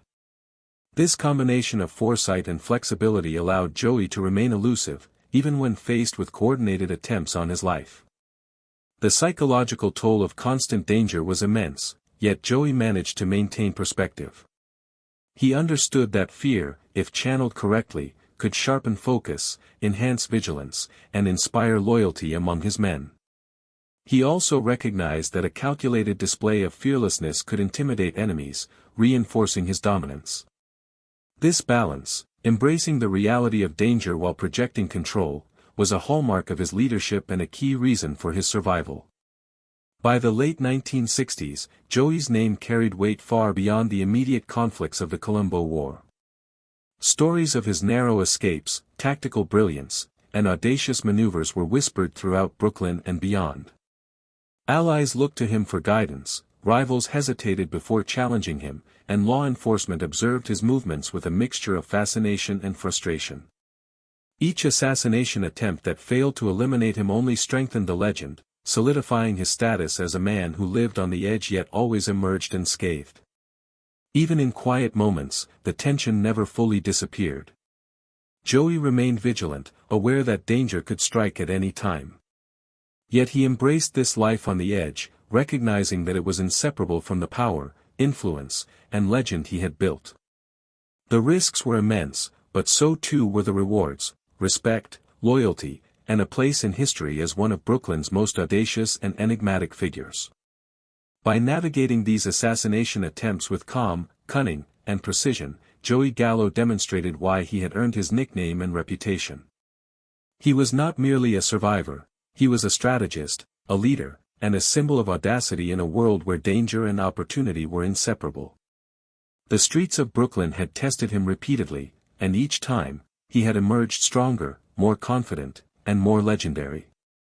And as the city settled into night, the distant hum of the harbor blending with the flicker of streetlights, Joey reflected on the delicate balance of survival and strategy. Each challenge, each attack, each narrow escape was a reminder that his life was defined by risk, yet shaped by skill, intelligence, and unflinching courage. In the shadows of Brooklyn, Crazy Joe had proven himself indomitable, a man whose story would echo through the streets long after the last gunshot faded. By the early 1970s, Joey Gallo's exploits had begun to draw attention beyond the shadowed streets of Brooklyn. While he had always been a figure of fascination within the criminal underworld, his reputation now extended into the public consciousness. Newspapers, television reports, and gossip columns started to reference his audacious maneuvers, his near-miraculous survival of assassination attempts, and the sheer unpredictability that had earned him the nickname, Crazy Joe. The media spotlight was something Joey had neither sought nor entirely controlled, yet it became a critical aspect of his story and legacy. To the public, Joey was a contradiction, simultaneously a ruthless gangster and a charismatic figure who seemed to navigate danger with almost supernatural ease. His actions on the streets, battles with rival crews, audacious kidnappings, and survival against all odds, became fodder for sensational headlines. At the same time, his life off the streets, the glamorous parties, interactions with celebrities, and his cultivated image, added layers to the myth. People were drawn to him not only because of the danger he represented but also because of the complexity of his persona. He was a man who defied simple categorization, and that complexity fascinated journalists, law enforcement, and the public alike. Joey's emergence into the media spotlight had strategic consequences as well. He understood that perception could be as powerful as physical force. Every article, every broadcast, every rumor that circulated about him was a subtle tool of influence. By allowing his legend to grow in the public eye, he could amplify his reputation, instill uncertainty among rivals, and even shape the behavior of allies. Public attention became a psychological weapon. The idea that Joey Gallo could walk into a room, unflinching, and emerge unscathed, created a sense of inevitability around his persona, a perception that often deterred aggression and encouraged loyalty. Yet media exposure was a double-edged sword. While it magnified his influence, it also attracted scrutiny. Law enforcement agencies intensified surveillance, reporters sought interviews and photos, and rival families attempted to exploit his newfound visibility. Every action, both on and off the streets, was now potentially observed, recorded, and analyzed. Joey's response was characteristic, a mixture of caution, calculation, and showmanship. He understood that visibility could be turned to his advantage, but only if handled with care. Joey's public image was further complicated by his interactions with celebrities, socialites, and prominent figures in Manhattan's nightlife. He could move comfortably in these circles, blending charm, humor, and subtle intimidation to command attention. These appearances added another layer to his legend. To the casual observer, he was glamorous, charismatic, and daring. To those who understood the underworld, he was cunning, dangerous, and always calculating. The duality of his life fascinated the public and created a narrative that seemed larger than life. The media's fascination with Joey also allowed him to manipulate perception within the criminal underworld. Rivals who might have been emboldened by secrecy now hesitated, unsure how much Joey knew about their plans or how he might react to threats in a highly visible world. Allies, seeing him celebrated and feared publicly, gained confidence in his leadership. In essence, the spotlight acted as an extension of Joey's strategy, a way to project power, cultivate mystique, and reinforce authority without firing a single shot. Despite the glamour of public attention, Joey never lost sight of the underlying danger.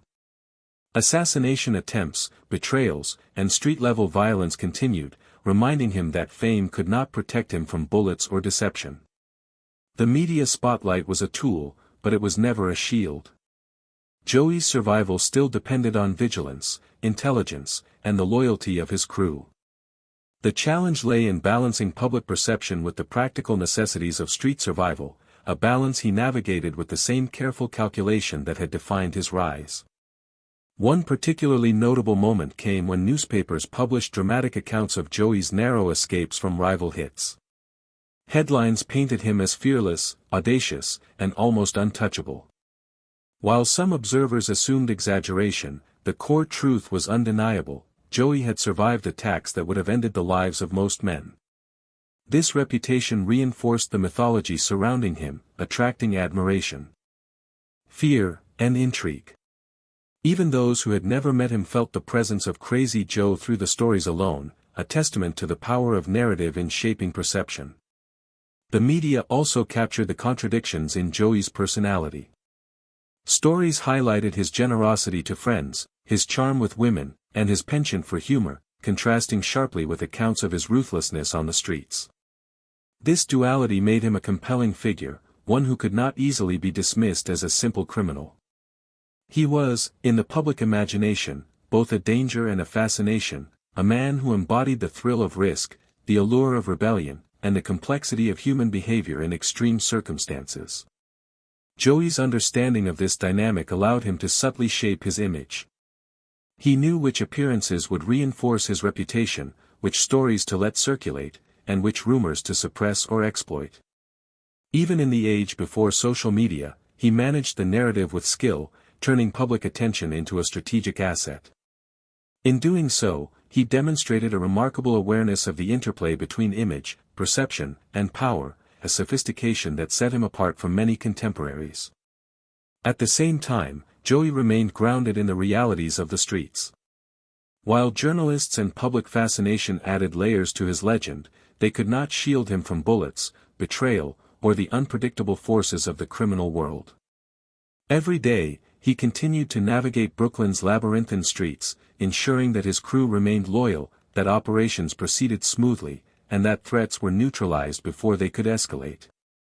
Public attention could enhance his influence, but it was the combination of strategy, intelligence, and composure that ensured survival. By embracing the media spotlight without becoming consumed by it, Joey Gallo achieved a rare balance.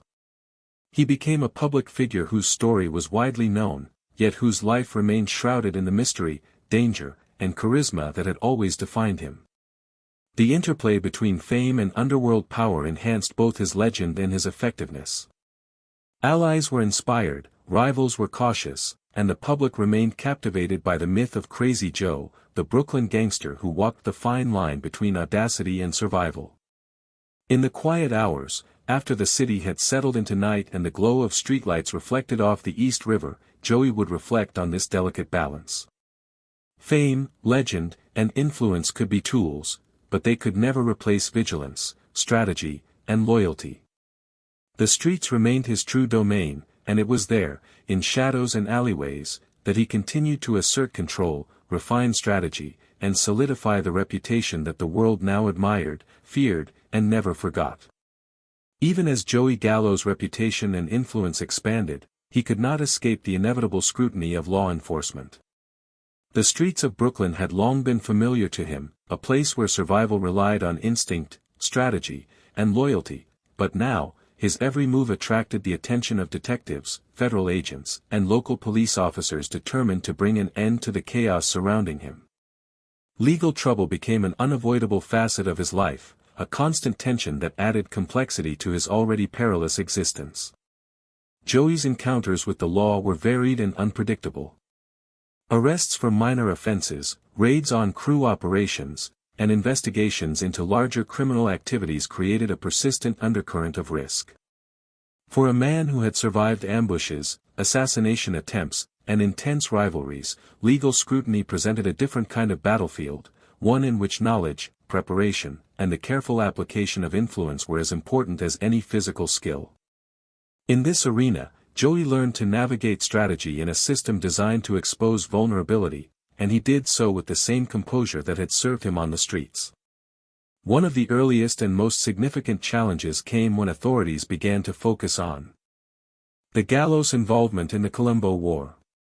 While the conflict had been primarily between rival factions, law enforcement increasingly saw it as a threat to public safety and a challenge to the rule of law. Investigators meticulously tracked movements, intercepted communications, and built cases designed to apply pressure on Joey and his crew. For a man accustomed to navigating the streets with calculated risk, this new type of challenge required a shift in strategy. Joey had to balance visibility and influence with caution, ensuring that legal entanglements did not undermine his authority or endanger his crew. Despite the constant pressure, Joey demonstrated remarkable adaptability. He understood that legal trouble was not just about charges or trials, it was also about perception, negotiation, and leverage. By cultivating relationships with lawyers, informants, and even sympathetic figures within law enforcement, he created a network of support that mitigated risk. He approached legal challenges with the same strategic mindset that had guided him through the Colombo War: anticipate moves, calculate consequences, and act decisively. Each arrest or investigation became an opportunity to refine his understanding of the system and to find ways to protect himself and his crew. Joey's arrests were often dramatic, yet they rarely diminished his reputation. Whether facing charges for assault, illegal gambling, or other criminal activities, he carried himself with calm and confidence, projecting an air of control even under intense scrutiny. This composure reinforced his image as a man who was not easily intimidated or undone, and it reassured his allies that he could withstand challenges that might have broken lesser figures. To the public and the criminal world alike, Joey's ability to navigate legal peril became another layer of his mystique. Legal troubles also tested the loyalty and resilience of his crew. Men who had survived street violence now had to contend with the uncertainty of trials, arrests, and potential imprisonment. Joey guided them through these challenges, providing direction, reassurance, and strategic oversight. He understood that maintaining cohesion during legal crises was as crucial as surviving rival attacks. The lessons of loyalty, patience, and discipline that had been cultivated on the streets were now applied in courtrooms, offices, and interrogation rooms, further solidifying the unity and effectiveness of his crew. The interplay between criminal activity and legal scrutiny also highlighted Joey's understanding of timing and patience. He learned when to lay low, when to assert visibility, and when to negotiate. Each legal encounter required careful calculation. One misstep could result in conviction, loss of power, or the destabilization of his network. Joey's ability to navigate this delicate balance demonstrated his remarkable adaptability, showing that his talents extended beyond the streets into the complex and often opaque world of law enforcement and legal maneuvering. Even in the face of arrests, Joey never lost his signature composure. He treated each encounter as a challenge to be met with intelligence, calm, and strategic thinking. By doing so, he turned potential weaknesses into opportunities, projecting confidence that reassured allies and unsettled opponents. This psychological aspect of legal navigation, maintaining authority even when constrained by law, became a defining feature of his approach to survival. It also enhanced his reputation, reinforcing the perception that Crazy Joe could endure threats from any quarter. One particularly tense period involved a series of investigations into extortion and illegal gambling activities linked to the Gallo crew. Law enforcement sought to dismantle the network he had carefully constructed, applying pressure through surveillance, informants, and coordinated raids. Joey responded with characteristic foresight, ensuring that key operations were concealed, allies were protected, and contingency plans were in place. The ability to anticipate legal pressure and adapt quickly allowed him to navigate these challenges with remarkable effectiveness, emerging intact while reinforcing his legend as a man who could survive both bullets and subpoenas. The trials and legal proceedings also created a public dimension to his story. Newspapers covered arrests, hearings, and courtroom dramas, highlighting the tension between a life of crime and the pursuit of justice.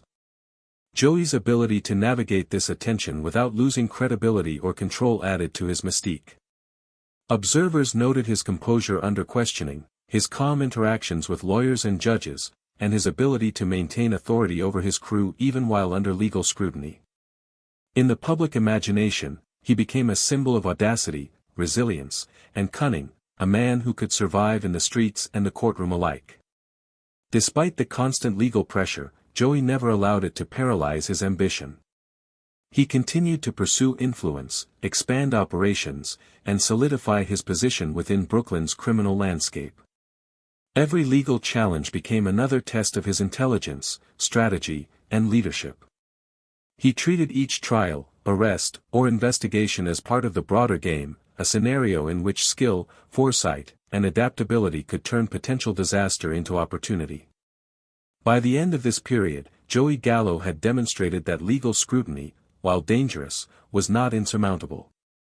He had survived arrests, outmaneuvered investigators, and maintained the loyalty of his crew.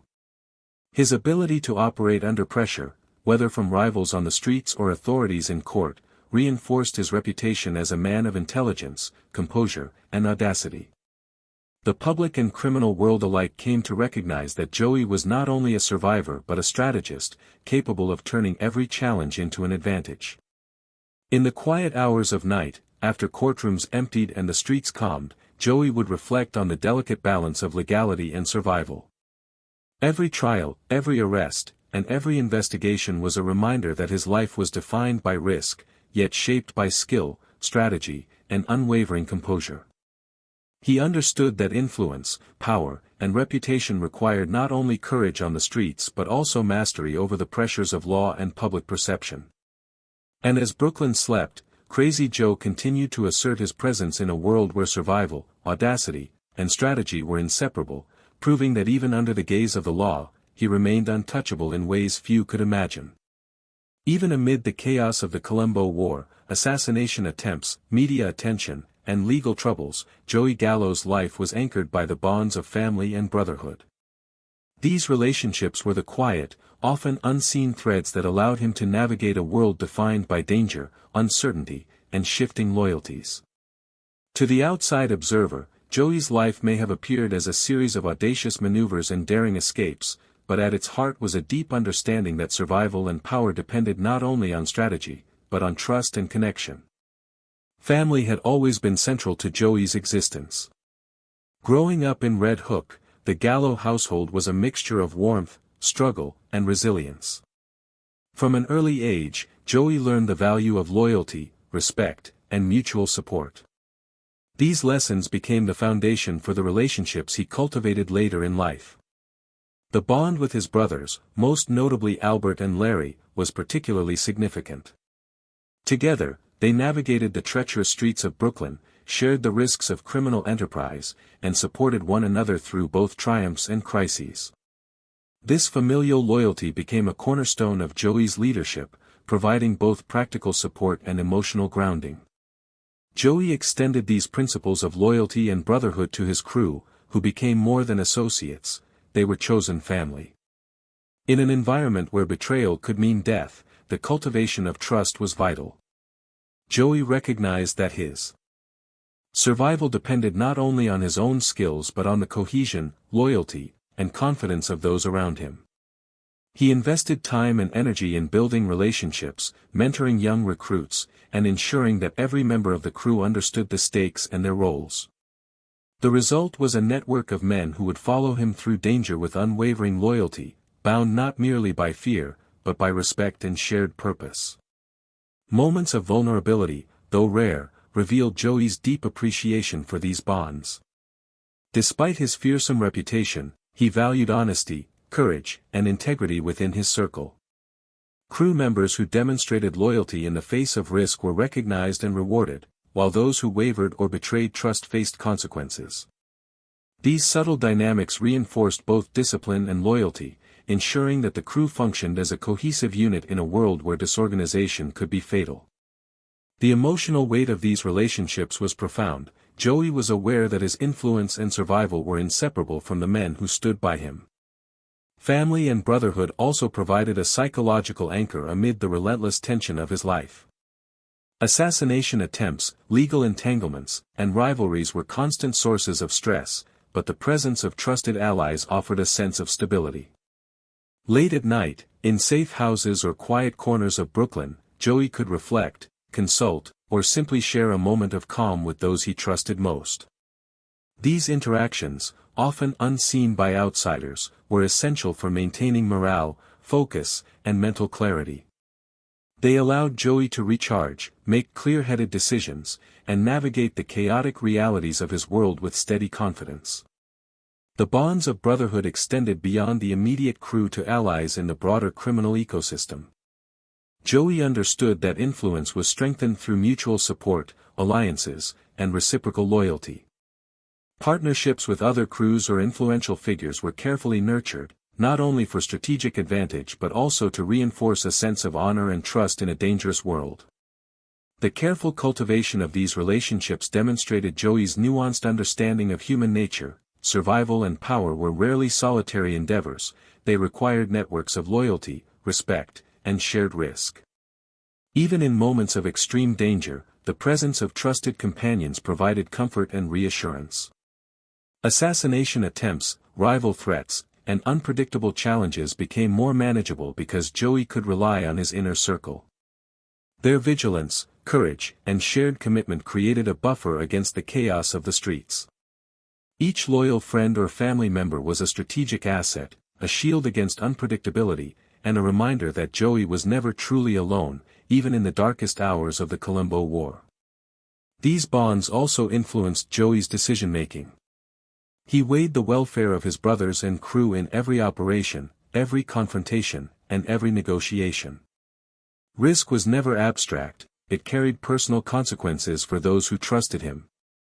This awareness did not diminish his audacity or strategic vision, in fact, it enhanced it. By integrating loyalty and care into his calculations, Joey ensured that his moves were not only effective, but sustainable, maintaining both authority and the cohesion of his inner circle. Family and brotherhood also shaped Joey's legacy in subtler ways. Beyond the headlines, battles, and public spectacle, the loyalty he inspired and the relationships he nurtured defined him as a leader. He was remembered not only for audacity and cunning but for his ability to inspire dedication, respect, and trust. These relationships, rooted in shared experience, risk, and care, became the enduring threads that outlasted transient power struggles, fleeting headlines, and even the eventual decline of his public presence. In quieter moments, Joey would reflect on the sacrifices and responsibilities inherent in these bonds. Leadership, he understood, was not simply about command or influence, it was about stewardship, protection, and the careful management of trust. Every decision carried weight, not only for himself, but for the men and family who depended on him. These reflections reinforced his focus, tempered his actions, and guided him in the constant balancing act between risk and reward. The interplay of loyalty, family, and strategy became even more critical as Joey navigated escalating conflicts and media attention. Each move had to account for both personal safety and the welfare of those who trusted him. The Gallo brothers and loyal crew were extensions of his vision, partners in survival, and essential participants in the complex dance of Brooklyn's criminal landscape. Their shared experiences, whether in violence, negotiation, or careful evasion, created bonds that transcended ordinary camaraderie.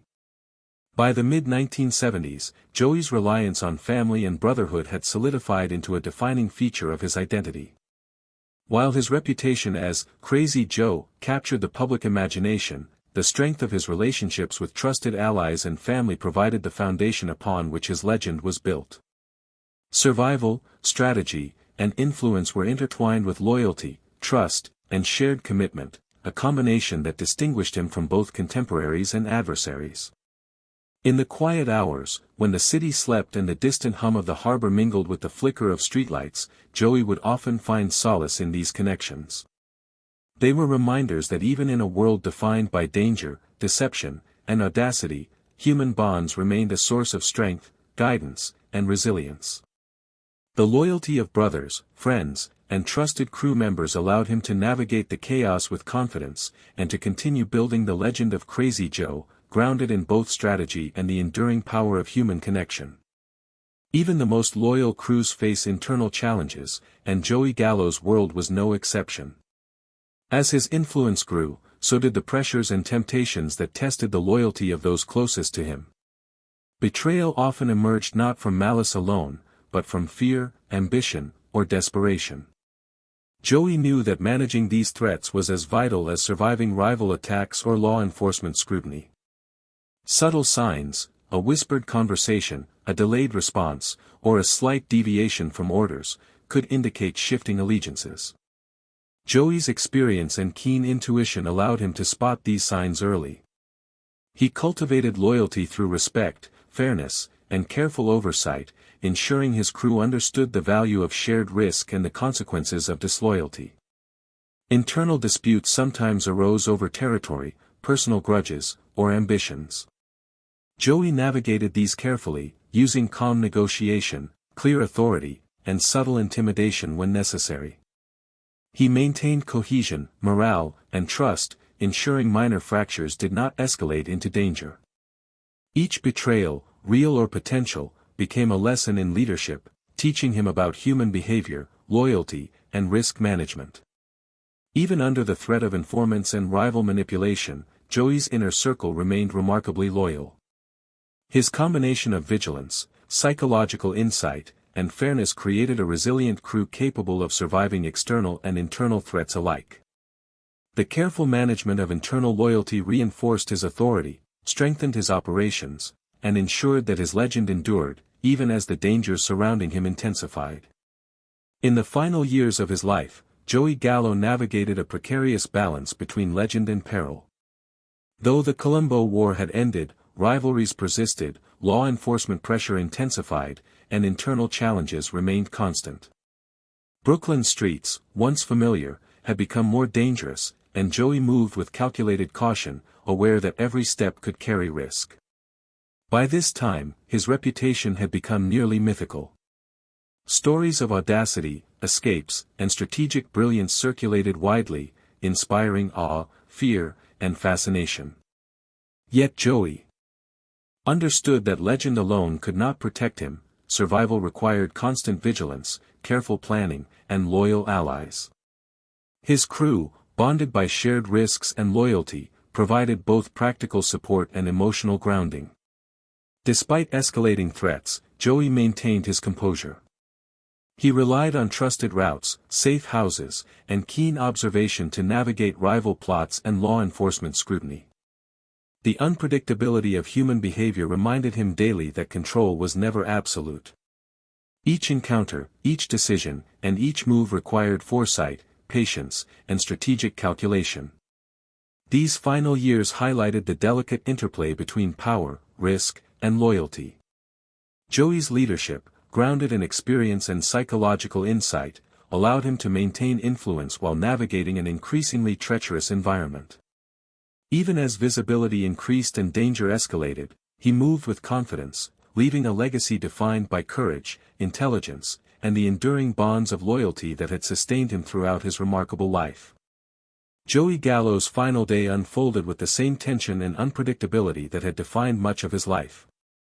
By the mid-1970s, rivalries simmered, law enforcement scrutiny was relentless, and internal pressures tested the loyalty of even his most trusted allies.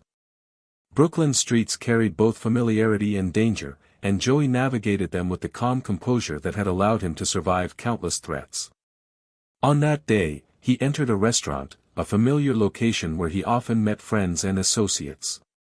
It was a space of both negotiation and social visibility, a place where strategy and perception intertwined. As he conversed, laughed, and engaged, his instincts remained alert, scanning for subtle threats in posture, movement, and glance. Every detail mattered, every interaction carried risk. The ambush came suddenly. Individuals with lethal intent converged with precision. Joey reacted with skill and experience, yet the convergence of timing, human intent, and circumstance made survival impossible. Crew members attempted intervention, allies scrambled, and chaos unfolded, yet his presence remained commanding even in the final moments. The incident reflected the fragile balance Joey had lived with for decades, the delicate interplay of audacity, strategy, loyalty, and risk. Though his life ended abruptly, the qualities that had defined him, composure under pressure, strategic brilliance, and unwavering loyalty, remained clear.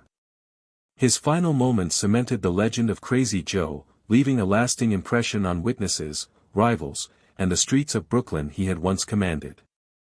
After Joey Gallo's death, reflections on his life revealed a man of extraordinary complexity. Known as Crazy Joe, he had navigated Brooklyn's streets with audacity, intelligence, and charisma. His legend was not simply about crime or violence, it was about strategy, loyalty, and human complexity. Friends, crew members, rivals, and even the public recognized a figure who inspired both fear and admiration. Family and brotherhood had grounded Joey throughout his life. The loyalty of his brothers and trusted crew members allowed him to survive assassinations, legal scrutiny, and rival conflicts. These bonds were not merely practical, they provided emotional grounding, forming the foundation of his influence and authority. Joey's ability to cultivate trust and maintain cohesion under extreme pressure was as crucial to his survival as his audacity. His interactions with the media amplified his mystique. Headlines, rumors, and stories painted him as fearless and cunning, ensuring that his reputation extended far beyond Brooklyn. Yet behind the legend, he was a strategist, a leader, and a man capable of navigating both danger and human behavior with subtlety and foresight. Even in death, Joey's presence lingered. His story became a cultural touchstone, teaching lessons about loyalty, resilience, and the delicate balance between risk and strategy. Crazy Joe remains remembered not only for his audacity, but for the human intelligence, relationships, and calculated composure that defined his life, a legend that continues to captivate and inspire.